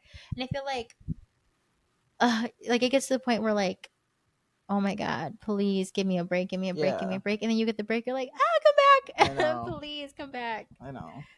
So it's good. I like it. Do you want to talk about like how you got to be free during COVID? COVID was the best time of my life. When we talked about it Friday night, I was like, yeah, I feel like that is such a reality that I feel like we can be living in. Yeah. Because we're the richest country in the world. Yeah. I feel like in theory, like we should only be working like 20 hours a week. Dude, fucking 4-day weekends. Yeah. And like we should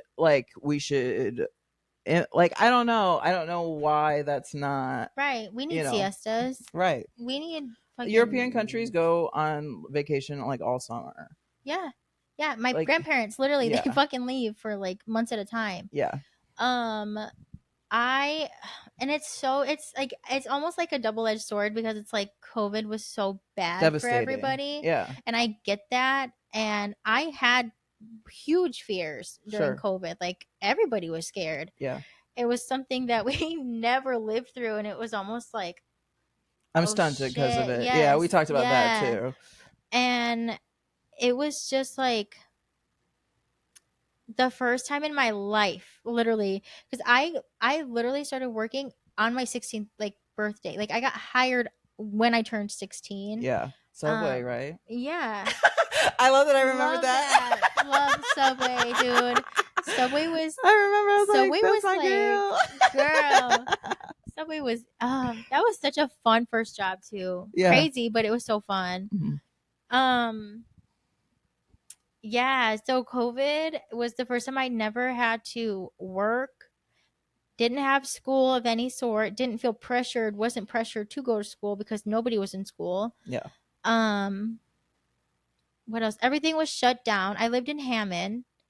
And so Hammond to Chicago was literally 20 minutes maybe, with the traffic that was supposedly in COVID. There was no traffic in COVID. Yeah. So the streets were cleared, unless the people were like essential workers. But it was literally nobody out. I would wake up. I would drive to the city for some coffee, because I would go to Starbucks, because at that point I didn't care about money, right. Which is crazy. Yeah, but I know. I think about that too. Yeah, but I was getting paid. I've just started thinking about money maybe in the last 6 months. Yeah. Dude. And I'm 26 years old. Mm-hmm, mm-hmm. But also COVID happened when we were 21. Yeah. So I was supposed to go to my first bar crawl for St. Patrick's Day, and that got shut down because of COVID. It still happened, but the parade shut down. So I was like, I'm not going to go then. Right. So when all of that happened, I was just like, I'm supposed to be out. Right. Like, we're supposed to be at the clubs. I'm supposed to be doing all that. Correct. So I think that also kind of made me be okay with being family oriented at that time too. So I'm like, because no one was out and partying. Right. You didn't know what she was missing. Right. I didn't know. I only knew the house parties. Right. But yeah, it was like, dude, I would wake up, I would go get coffee. I would drive around the city for a little bit. And then I would kind of just wait for my cousin to wake up. This is like also our dream was to always live together. And we had lived together kind of when I got kicked out of my mom's house. I went to my aunt or my godmom's. And like if I was going to my dad's on the weekends, I was hanging out with my cousin. So we were like sisters. So we had always said we wanted an apartment together. Well, we ended up living together when I went to her mom's, and then we ended up living together when her mom moved to Florida. My cousin moved in with me and my grandma. Yeah. So we both moved in together at the same time when they left. And so I would wait for her to wake up, and then we would go outside. We would smoke, and then we got caught by my grandpa one time. And my grandparents are Mexican as fuck. Like like they try to speak English, but like you hear their accent. Sure. And we had snuck onto his phone and put his location to share with both of us. So because they would leave like every morning, we didn't know. Yeah. Like they would go to garage sales still, like masks on, gloves on. Yeah, they were being safe about it, but like they are people that need to get out the house. Like they don't like being at the house. Well, they like being at the house, but like not all day long. Right. So we would watch his location and we would go outside and sit in the back and smoke. So we're like, okay, they're this far away. Right. We have time. That's so funny. Like one time he came, dude, I had the whole setup and my fucking grandpa, mind you, we had our phones out. We were looking at his location. His location just wasn't refreshing. So he came home. No. I slid all of that shit with one arm into my purse. I was like, fuck that. And it smelled because we had just smoked. Yeah. And he sat with us. He's like, what are you guys doing? And we're like, we're nothing. High as fuck, Grandpa. Yeah, we were literally like, nothing. Just hanging out. Like, just listening. He had to have known. Oh, for sure he knew. For sure he knew.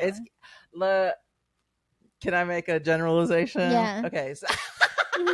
So all of the like cultures that I've been around who like deeply respect elders. Yeah. It's so cute, the like song and dance that you guys sort of play around each other, because you know that you don't want to show it out of respect. Like it's a respect thing more than anything. Like I would rather die than have my grandpa know that I do these things, sort of. Yes. But like they be knowing for sure, and then you guys just like dance around. It's so cute. I love watching it happen because like I'm not a part of the family, so I just show my true colors. I'm like, Uncle, I'm drunk right now. For real. I'm gonna go smoke a cigarette. I'll be right back. Literally. See y'all when I see y'all. And they're like, oh, literally. We love your little American friend. Girl, it was so, because it was like, do you fuck with it or do you not fuck with it? Like I know, like there were stories that my dad would tell me, and he'd be like, or well, not really my dad, but my aunt, of like when they were younger, like they knew that they would smoke and stuff like that, but like they were against it. Like they always like, don't keep that shit here, like stuff like that. So it was just kind of like, was he okay with it? Was he not? We didn't know. And so so then I would get coffee, we'd go outside, smoke, then we would get ready, we'd go inside, we either go to the beach or we would go on a walk. It depended on the weather. So sometimes, perfect days. Yeah. Honestly. Perfect days. Yeah. So we found a trail that we would like to walk. We would walk that. That was like in the early stages of COVID. That was like May because it was so cold. And then summertime COVID, that's usually when we would go to the beach because A, nobody's at the beach. B, you get free parking. And C, it's the fucking beach. Like, what else are we supposed to do? You're getting tan as fuck. I know. And nobody's there. It was crazy. When I was in Florida, they tried to like close the beaches and people would just like walk over. Yeah. But they didn't like, close them. They had people working them. That makes sense to me. Yeah. Well, it was crazy to me that they closed them in Florida because I'm like, Florida's literally Floridians don't give a fuck about anything. Girl, like they will eat bath salts. Yeah, dude. They will merge when there's not a lane to merge into. They don't care. Florida drivers are crazy. They are insane. But no, it was that. Literally that. And then we'd come home, shower, and then do our own thing. Really. Yeah. But I would really go with Pellet and Brie most of the time. And and we would just smoke. Dude, I was such a stoner in COVID time. Most people I know who smoke in any capacity, like, they remember COVID, but they only remember it as like I was high basically the whole time. Which is like, I think why because like smoking has become like a very widely accepted. Like, yeah, I feel like there's more people who do than there are that don't now. I feel like when I was younger, I was very against it because I didn't know really what it was. It was always like taught to me as like my mom was super against it. So was my family. I feel like it took my brother to like really, because she had no control over him for real, like as far as like, because she kicked him out really young too. So when he did start coming around, and he had his own like they rent a house and stuff like that, so when he would come around kind of like smelling it like it, she kind of started to open up a little bit more about stuff like that. And then she told me like she would do like a gummy here and there, but she just doesn't like to smoke, like period. She says she can't do it, like she jokes all the time. But she also says she gets really paranoid. Oh, my mom does too. She like, my mom will take like half of a 5 milligram and like freak out. Like, holy shit. That's, so I'm like, I get it, but my mom's like, she likes wine. So she's like a drinker, but I think she understood that, like, my mom went through a lot of like self-help, and I think that helped her also realize that some people just do different things. Like you like, also have a vices that aren't seen as like bad. But or in like, reality, well, they are like, they can be bad. You do have everyone has bad vices. Point, like, it's just how you control it. It's like everyone copes differently with and I just feel like if it's really not affecting you, right, then I think we're good. So she I think she just started becoming more open to it. Now she just doesn't care. Now she like Clean. She's just open about it. But she won't do it. I know. I always like, I know. Yeah, she likes wine, and I like wine to a certain extent, but I just get really bad hangovers. I know. That's like the only thing that'll really make me not want to. As I've gotten older, I've gotten more on wine because I can drink it slow, because I'm like a chugger, and like, and so can't do that no more. No. Maybe like on a night like last night where that was sort of the goal. Right? Like, girl, let's talk about that. Let's unwrap that.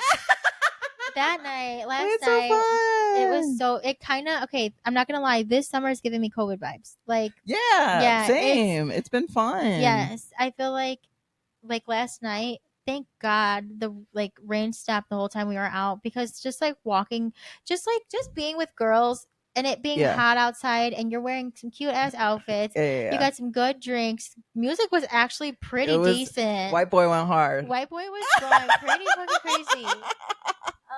Loved that for him. He looked so nerdy. Yes. I was so like, every time I look back, I was like, you really killing it. Yes.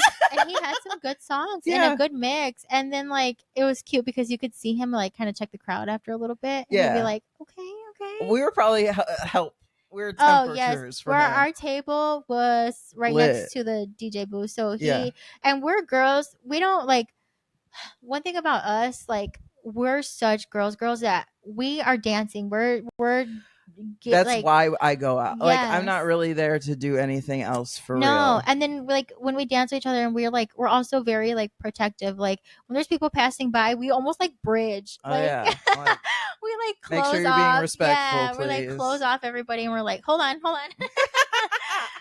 then like, we got a girl throwing ass here. 1 second. Step aside. This is our lane over here. Yeah. We turn into security. Up, dead ass. Our security. But it's just like something about being with girls who get it. Yeah. And nice weather, summertime. And who also agree. I kind of only go out with people who I know. All of us around know that the goal here is to stay safe and protected. Yes. And together. Yes. And we also understand our limits. Yes. Yeah. As soon as one was hit, we said, okay, we all going home. Yeah, for sure. Duh. Literally. And I love that we came together as a group to solve a problem. Like it was like, we're not those people that are like, well, screw that, we're gonna do this. You know what I mean? But also like, we're respectable about, also we're fun as fuck. Like, I think so. Walking those streets, like, that's my favorite thing, is interacting with people as you're walking through the city. Like, obviously when like like that one girl that we were like trying to give her light and she was being like a fucking bitch about, and she like, I get you're shy, but like it's okay to be shy. Just be like, thank you, but like I'm good. Yeah. She didn't even do that. This bitch just was being weird. And it See, I don't even really remember that. No. I was like, I don't know. I wasn't really like drunk. I feel like I was tipsy for sure, but I think I was focused on my feet at that point. Yes, feet was hurting for sure. Yeah. But like the girl that was in the car that was singing to us, and we were dancing with her, fun. The girls that are out just randomly on the street, fun. Okay, so did you see? We found a shopping cart. Yes. She started. Love. That was funny. Yeah. Because it's like, guys, okay. And there was a group of guys, and like we were egging them on. I said, one of y'all better get in this motherfucker. I did see that. And somebody did. Yeah, I'm like, yeah, play it. Like, that's why we're here. Yes. And well, like, my thing too is like, my favorite thing is that when guys aren't thirsty and when guys are like actually just being cool, it makes it more fun. Correct. So I did see that. I thought that was really funny. You could tell that they went out with the same intentions that we went out with. Yeah, was to like, stay safe, have fun, and like no weird enjoy shit. Each other's company. Yeah, no weird shit. Yeah. So that was cool. That was funny. She was funny for that. I think I was walking. I think I was also focusing on my feet at that point. I was pretty ahead. We was the only ones. There's no camera anymore. Me looking at the camera. That's actually me in real life, though. I'd be like, right. Y'all seen that? We was the only one wearing heels. Yes. Oh yeah, it was just us too. That's right. The girls wearing not slides. What are they? Flats? They're so cute. Love them. I always, like, as a mom, as a, like, protective friend, I always love interacting with my friends and being like, "Aw, they're so loved. Good, great." Now I feel great about them being, but like hanging out with like the girls, especially because you're not like local anymore. Correct. So like them, like, I don't know. I don't think I could ever have like a solid 10 girl group. Yeah. I feel like I have friends, like mom friends, and then I have the girls that I just see. If I'm hanging out with them, I'm most likely just hanging out with them. But that's because I feel like COVID really like solidified that, because I worked with Pellin at South Sub Hospital, and we hung out. She picked me up one time, and she hit a curb, and she was like really scared that I wouldn't hang out with her anymore after that. And then one day we just randomly were like, "Hey, you want to hang out?" And then we hung out, and then we had a mutual friend named Elsie. She introduced me to Bree. Because I used to date this guy who I was really good friends with, his cousin, because he was kind of gay. Yeah. And he came out to us. We were the first people like he came out to and everything. Okay. So like we loved him. And they knew each other because they went to high school together. And me and Elsie knew each other because we had CNA class together. Love. So we were all like mutuals. Well, me and Brie ended up being the closest out of everything. Yeah. So then Bree and Pellin went to high school together, but they didn't hang out during high school. Like they just seen each other. That's how me and Jasmine are. Yeah. And then she said one time I invited them with Pellin, and we all met. And then it was just that after that. Yeah. We would go to the beaches in Chicago. We would just walk around Chicago. We would do like boat tours because they were still doing that. They're so fun. So fun. I love the boat tours. Girl, we were just out. We were out living our best fucking life. And I love finding like a group of 3 because I'm sort of shy. I'm sort of quiet. So like I love being able, because I have individual relationships with like I have a group of 3 that we just like go around and do shit with too. I like, because I spend so much time being extroverted most of the time. Yeah. I love people that I can be around where I can just like sit. Even like last night. I'm like, this is so fun. Yes. I'm just like here. Yes. I feel like and we all take turns. Yes. And not only that, but like I feel like we all decompress the same way. Yeah. And that's what makes it even 10 times better, because like one thing that I love is that I don't feel any type of way, or I don't get nervous or shy, or I don't feel like I can't tell you like something. Like if I was like bothered by something, or if I felt some type of way, or I felt like you needed to hear something, I wouldn't be like, oh, I can't tell her. Correct. So I feel like that also adds to like a level of like safety. Like you also feel like, oh, I'm not judged. Like it's not. And they all yeah. Sorry, I didn't mean to cut you off. They also seem like people that you can like, if you're annoyed at something, they'd be like, cut it out. Yeah. And they'll just or either they'll say cut it out, or like, what's up? Like what's the problem? And then if the thing is that I love them because they're very like, it's not about me. It's, I understand. I could like, okay, there's two parts of them that I fucking love. One is the one that they can actually like take in advice and take in what you say to them and be like, I understand what you're saying and this is how I feel about it. They can explain anything that they want to tell you and their emotions properly. And then my other favorite part of them is that they will snap the fuck off, but like on strangers. Like if you're doing too much, like there was one time when we went out with my man and his group of friends, and there was like a girl that kept coming up to I forgot who, but she kept coming up and like trying to like, because girls throw ass. She was trying to catch it. And we're like, we don't know you. Like, it'd be different if you're like hyping her up, but you're actually putting your like self behind her, trying to catch it, grabbing her, and you don't know her. Correct. Which is fucking crazy. Which is crazy. Don't do that. Don't. Like, even if you're a girl, like I would never do that. I would don't do that. Hype you up first. I would make eye contact with you, and then we'd like, make some sort of consent. First. Yes, exactly. Or join in. Right. Throw ass, then maybe you can catch it for a while. Yes, but at least you gotta throw. You gotta give before you can take, right? Shit, take me to dinner. But no, she just came up and we're all just like, whoa, like, she don't want that. Like, we're good, thank you. But they snapped off and they were like, why the fuck are you touching me? Like, get the fuck off. Good. Like, just, well, they say a lot more. They're very funny. They're like, hilarious with their words. So when they cuss people out, it's like the craziest shit you would ever hear, but it's so funny and so good and so tea. They be getting them. I'm like, damn, y'all be eating these people up. Good. Love that about them. Yeah. But they're also like very sweet. They're like little teddy bears. Yeah. Love them. That's like sort of, as I've gotten older, that's sort of what I look for in my friendships with people. Like, I'm like, oh, this specific kind of person, I'm really drawn to, relationships, because I know that I don't have to worry about them lying to me. I guess is like, if I can see that they're willing to like stand up for themselves in these capacities.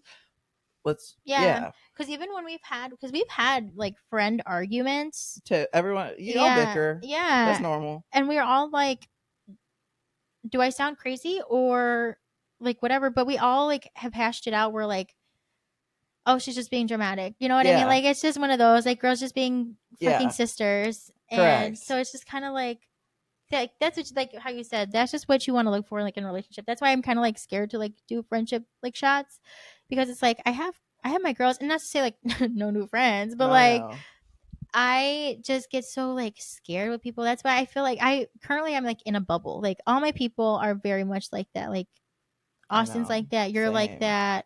Pelin and Bree are like that. They're all like respectfully will tell me about myself. Yeah, like not confrontational, but like also loving and like realistic. Yeah, because I feel like sometimes like new friends don't understand boundaries right away. Yeah. And I feel like I've had a few that I've tried to be friends with, and it was like, oh, I didn't like what you said. Yeah. And I'm not going to correct you because I know you're going to react a certain way. Yeah. Just based off of what I've already seen. And it's like, maybe this is just my sign to not talk to you anymore. Yeah, so I'm just like, or I just, another thing too with like friendships is like, I thank God everybody knows that I'm not a texter. Like, I'm a texter, but I'm not a texter. Like, I'll text you if I have 30 seconds of like hype. Yeah. And once that's over, bitch, I can't find my phone. Like, I lose my phone so much. And I really only text like my man. Right. So I like, just, bitch, you're a mom, dude. Yeah. Like, and you it's got just shit going on. Or like, I just be wanting to mindlessly scroll. Yeah. And so as like, you should. Sometimes I'm just not going to respond right away. But that's another thing is like, I don't know really how to engage conversation in text. Like, same. Like, my man told me that so we've got on the phone a couple times, but I think my issue is I don't know how to interpret things without seeing that person. Yeah. So I very much prefer face-to-face contact because I will take a text. I will take a text and literally just blow it up to a point where I'm like, am I overthinking that? Like, or did you mean this? Or like you can't hear when somebody's laughing in a text. Like you can't hear even if they put LOL. Sometimes that should be like, okay, but that shit wasn't funny though. Right. Or like sometimes I'd be like, are you being petty with the LOL? Right. Like, are you being sarcastic with the LOL? So I'm just like, do I be back? Like, do I do that back to you or what? But that, and then like, I'll get on the phone. Like, we're on the phone, and I guess I took things weird, and so like, and also like, I feel like in person it's just different because we're in the environment together. Like, if we're not in the environment together, then I don't really. It's hard to like sort through those. Yeah. And sort through those emotions or whatever together or whatever. Yeah, because it's kind of like, I like if I want to socialize, I want to socialize. Yeah. I want to do it in person. I don't want to be texting all day. Like yeah, I don't want to be texting all day. The only time I will text all day is, like I said, my man, we're updates or like good mornings. Honestly, even him, like I barely like we text. I like a check-in. Yeah. I like a hey, you're alive. Yeah. Cool. You want to hang out this? Yes. Yeah. Every day, yes. Yeah. But like it's just so much better that way, I feel like. And then it's kind of like you appreciate that time 10 times more. Yeah. Because I'm also like, what the hell would we talk about if I already know everything about your fucking day, bro? And also, leave me alone. I want to be left alone. Is that a problem? A girl wants some peace and quiet. I just want to be left alone, girl. I'm already overstimulated. You know what I've realized about myself is when I was younger, I was very introverted. Yeah. Very introverted to the point where, agree. Yeah, where I wouldn't like all my hype was just at home because I wouldn't have, True. Whatever. Yeah. But like now, I do it to where, like now, I feel more extroverted when I go in public, but that's because why you're saving up. Yes, and then I'm like, and then it's just because I have my peace at home. Like, well, I think that's another thing. I think because we both work from home, we're not forced to have socialization every single day with people that we don't want to have socialization. Like those forced interactions, I sort of love those forced interactions. Mm-hmm. Those are the things that help keep me, like, I think, not depressed. Like they definitely have their own benefits. Yeah. But like, I think that because we work from home, we get to be super selective with who we get to see. Yes. Or who we do see. Yeah. And then because of that, it makes you really appreciate going in public more. Like I've noticed since I started working from home, like I dress nicer when I do leave the house now. Because I actually get to leave. Yeah. And show the world. Yeah. Yeah. I'm like, well, it's a treat now that I get to go out in public. So I should look like where before I'm like, I don't give a fuck because I go out every I'm always out of this fucking house. Yeah. Honestly, yes. Mix of both. Because sometimes I'm like, I just need to go out really quick, so I'm gonna go in my pajamas. I don't give a fuck. Yeah. Other times I'm like, I get to see people. Yeah. Yeah. I put on. If it's people I care about, I'm gonna throw a fit or something. Yeah. Yeah. And then it's just nice, like going out like last night. Yeah. I can finally wear clothes that I've been having sit in my closet for freaking years. Yeah. And it's like little shit like that just makes everything so much better. I know. I love that. Love. We talk forever. I know. I do want to ask one more question. Okay. You're moving into a new relationship. I right? am. Do you want to talk about on air that it's like a spinning the block situation? It is a spinning the block. Are you ready to? It's my old flex is my new flex. Yeah. Yes. So he was my neighbor. Hi, neighbor. Back in high school. I actually had no idea he existed. We had a mutual friend who lived down the street. Mm-hmm. And I heard him that summer I was always with the volleyball. Yep. Like I would play by myself in the backyard. And I would just play. And I heard him call my name. And I was like, who the fuck is calling my name? I knew it was Sergio. So I was just like, what the hell? So I got really scared. I ran inside. Sergio. Love him. Ran inside. And like a couple of days later, this big ass group of kids showed up at my door and they're like, you want to come outside and play? And I was like, that man is fine. So like that tall one over there, crushed immediately. I was like, because he had such blue eyes, tall, tan, girl crush. And also that beginning of the summer, my mom told me that I was finally allowed to date because she was on that ass about dating. So I was finally allowed to have a boyfriend and talk about it to my mom. So I was like, oh, he's so cute. And so I was like, hell yeah, I'm going to come with you guys. Because there was girls in there too. So I was like, yeah, I'll be with her. That's my gateway. And so we hung out the whole summer. He had younger siblings. I had younger siblings. So it's kind of the same dynamic. Kind of crazy, like home in their own ways. So it was similar to that. So we went through a lot of stuff young. Like he did a lot of growing, I feel like, when we were together. Like he had to go, I feel like he had to go through everything that we went to. I have admittedly not been a fan of this man very publicly for a long time. But also because this man cheated on me 3 months into the relationship. Yeah, I like to his credit, like I feel like I've witnessed a lot of that. And like I don't know, I was when you first initially told me, I was heartbroken. Yeah.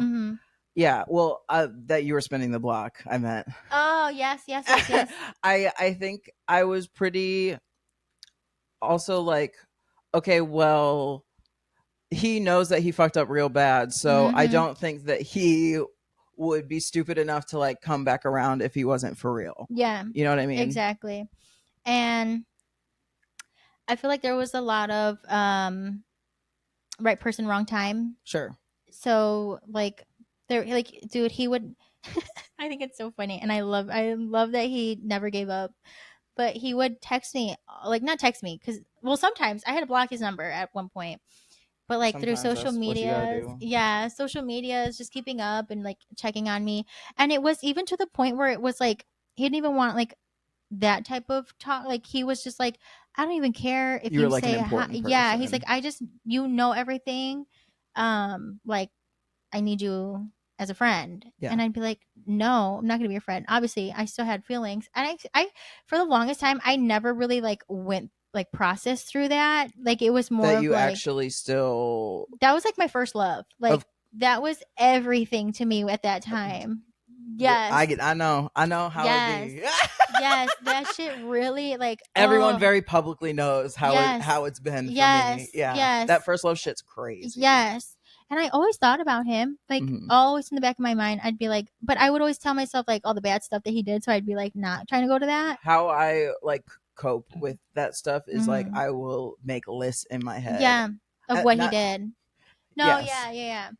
So there was that, and then he kind of reached out when I was single again, like a couple years ago. And I kind of did him bogus. Like I kind of wanted my get back in a way of, I understand, like how he made me feel. I understand. And I was just like completely. And and at that time, I finally was able to tell him, and I think that's what I needed. Yeah, was that I was like, you did me so wrong. Right. I was like, I basically felt like I made you the perfect boyfriend for somebody else. Basically, like I was the one that you trampled over to get there. To get there, exactly.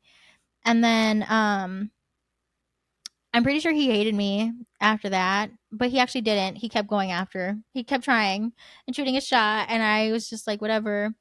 And then, then the right time happened, and we met up for the first time in like years at this like local bar.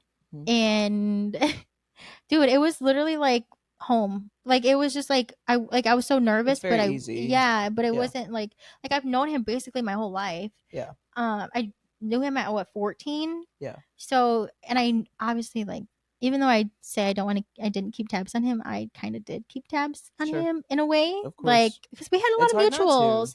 Yeah. And I just, like I said, first love. Like that first love shit is crazy. And I don't know, man. I sort of resent this idea that like you're not allowed to care about people that you once cared about a lot. Yeah, because that's a big, like, mind you, I was with him every day. He was my neighbor. Yeah. We would go to church together because his dad was a preacher.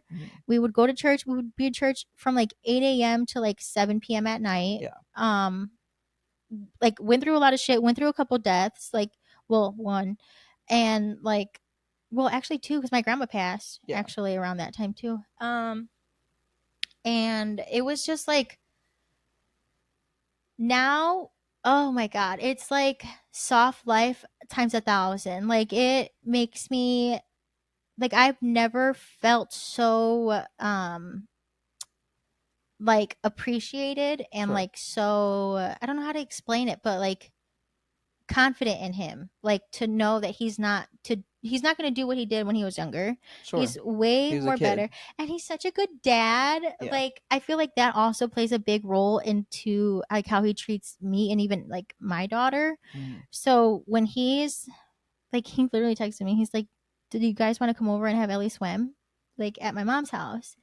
And it's like little things like that, like, you don't have to, but you want to. And not only do you want to like include me, you want to include my daughter, and just how he like takes care of them when they're together. And it's like, I could literally do no wrong to him, and that's what I think is like one of the best things, because it's like, I always wanted it to be him, and he fucked up so much when we were younger. So I'm like, I finally get what I've always wanted, which was like a family with the right guy, with the right time.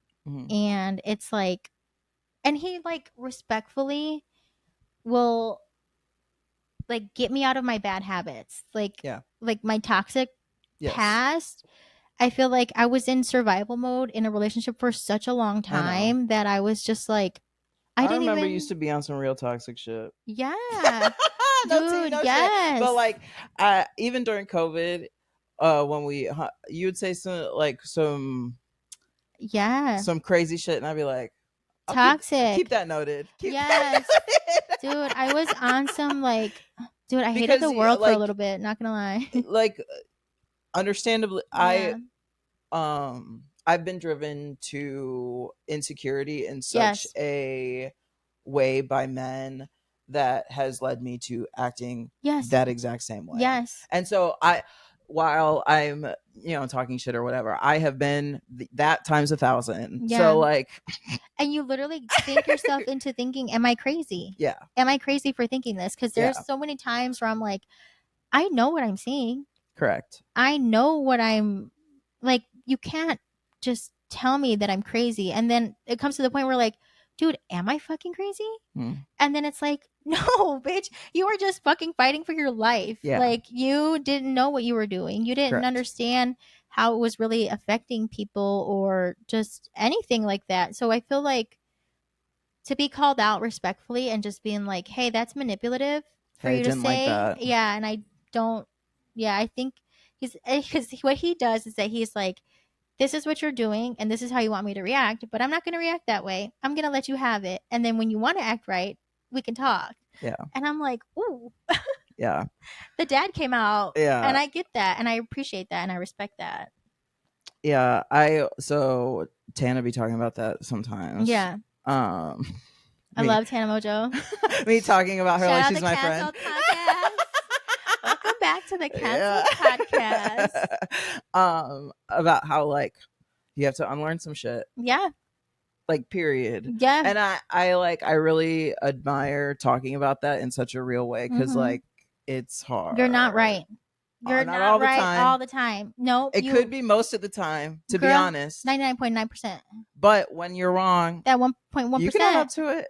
It does not hurt to say I fucked up. And thank you. I feel like that makes you grow as a person. Like, if anything, I feel like he's taught me that. Like, and that's why I tell him all the time, like, I'm just so grateful for him, because it's like, thank God you did not give up on me. Thank God you kept tabs on me, because I feel like people come in your life to teach you things. And he taught me heartbreak. He taught me how to cope with heartbreak. Well, at that time, I was listening to fucking Future's album, crying my eyes out, but also being. I'm still there, sort of. Girl. Girl, future will get you through it. Okay. And yeah, you will be in a crazy.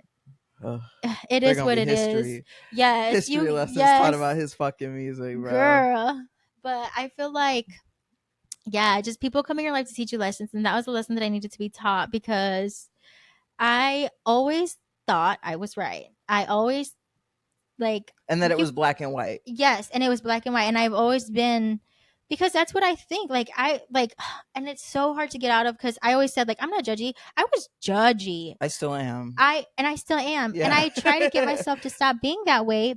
But that's something that you really have to unlearn. But not only that, that shit was also taught to us.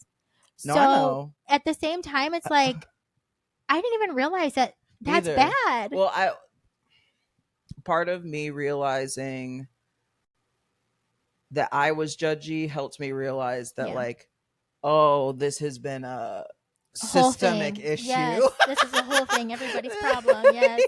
Yes. It's who's just more extreme. Yeah. But no, I definitely I know I had a moment in my life where I'm looking back, I'm bitch, what the fuck? Yeah, and how some of, and not to give him any credit, more credit than he's a man. For real. Everybody that's not my family and my man. No, well, yeah. No, but he did some terrible shit, but you can see where you're oh, here's how my actions here and here could have led to a reaction that was something like this. Yeah. This probably made him feel controlled, which maybe would have led to and not that, just from my experience. Yeah. I'm oh, okay, looking back, I can see this, and this. Yeah. I still think this is fucking crazy and this should be addressed. But this. Yeah. You know literally what happened. That's how I think about it. When everything happened that night with me and Ellie, her dad, I look back and I'm oh, he felt that way because he must I was laughing at him. So his fucking ego was probably shattered, hurt. Yeah. He's also drunk. Right. So he's pissed. He's gonna wanna make me feel pissed too. And that was his way. He would jab. And so I'm I can see where that led, but there's no reason it should have went that far. Right. Correct. Now you're crazy. Correct. But yeah, you kind of start to see, especially when somebody's not giving you the reaction that you want. Yeah. You're fuck, dude, I need to stop being that way. I need to really just take it for what it is, because sometimes it's also a coping mechanism. Yeah. My my thing is if I want if I want a little bit of attention, I'm because he'll say something and I'm oh, so are you calling me this?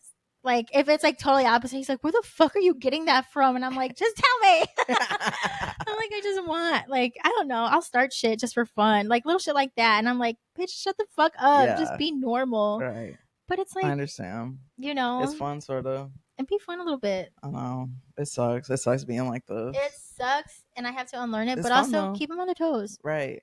Yeah. Never get comfortable, bitch. Girl, never let them know your next move. And that's another, not to bring it back to girls one more time, but to have those types of women around us also make sure that you keep your standards for your life high. Yeah, that's something that we're going through right now in our girl group is I came back from a bad relationship to a lover girl era. Yeah. Same thing with Pell. She had a really long toxic relationship with this other guy. Now she's in her lover girl era and love that. She's glowing. Yeah. And same thing with now Bree. Bree has had this guy thing going on for a while, and we've kind of told her he's draining you. Yeah. But it's more of you can't force her to leave. No. So, but she finally found somebody who she's been seeing for a little bit, and I'm ooh, we like him. He's respectful. That's so important. That's the most important thing to me. I'm you have to impress these people who are very hard to, not easily impressed. Yeah. Because as we've discussed, we're a little judgy, dude. Yeah. But in the right ways, I feel if you don't have expectations for somebody that's coming into your circle or your group, then you have no self-love. Yeah. But also understand that people aren't always going to meet your expectations. Yeah, and that's they're okay. not going to be perfect. Yeah, nobody's perfect. Right. Yeah, and I think that's something that I really like is that we all kind of like if somebody's at 30 one day, another person's at 70, and vice versa. So it's like it is what it is. But no, I love that everybody's kind of like now in a like we've I feel like we've given a lot out to people for a long time, and it was more of like that's just how we are as people, and it's finally returning. Yeah. And in the best way possible. And I feel like that's another reason why this summer's so good, because he doesn't like he's not jealous, he's not intimidated, because he knows, I mean, you've seen like if guys come up, like immediately I'm like, sorry, I got a boyfriend. Like it like he knows that I'm such a loyal person. To me, loyalty is like everything. Same, like because if you're doing that, like I always think like I would never want somebody in that position for me. Opposite. Like if I did that to somebody, I'd be devastated. Oh, I'm the worst person. I feel like the worst person. And I don't condone cheating. I don't like side chicks. I don't like anything along those lines. Same.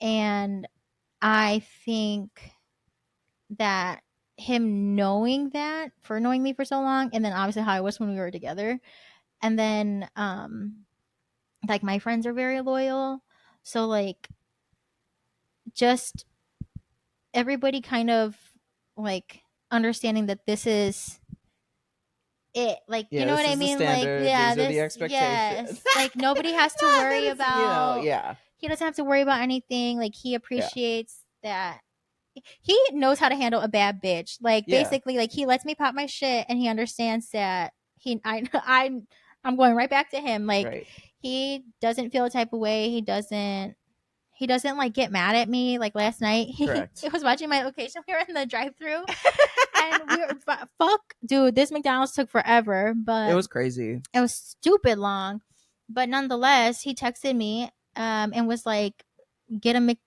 he's like, get a McChicken wrapper, McWrapper, whatever. And text me when you get home. And I'm like, period. I will. And I did. And that's what I feel like is a relationship. That's somebody that's trusting you. That's somebody who respects you. And that's somebody who loves you, because they made it a point to watch your location. Make sure you're safe. Yeah. In not a creepy way, but to make sure that you're good, and to also, I don't know, just take care. Like he's taking care of me. Like I haven't been taken care of in, I don't know. It's so that's what makes me so emotional. It's like I literally haven't been taken care of. Yeah. And I finally have somebody that's taking care of me, and it's the person that I've always wanted. I know. That person that fucking was crazy in high school, but now is like my dream man. Yeah. Love that. So cute. Period. Love that. We love. Cute. Thank you for coming on. We love the photo. Yeah.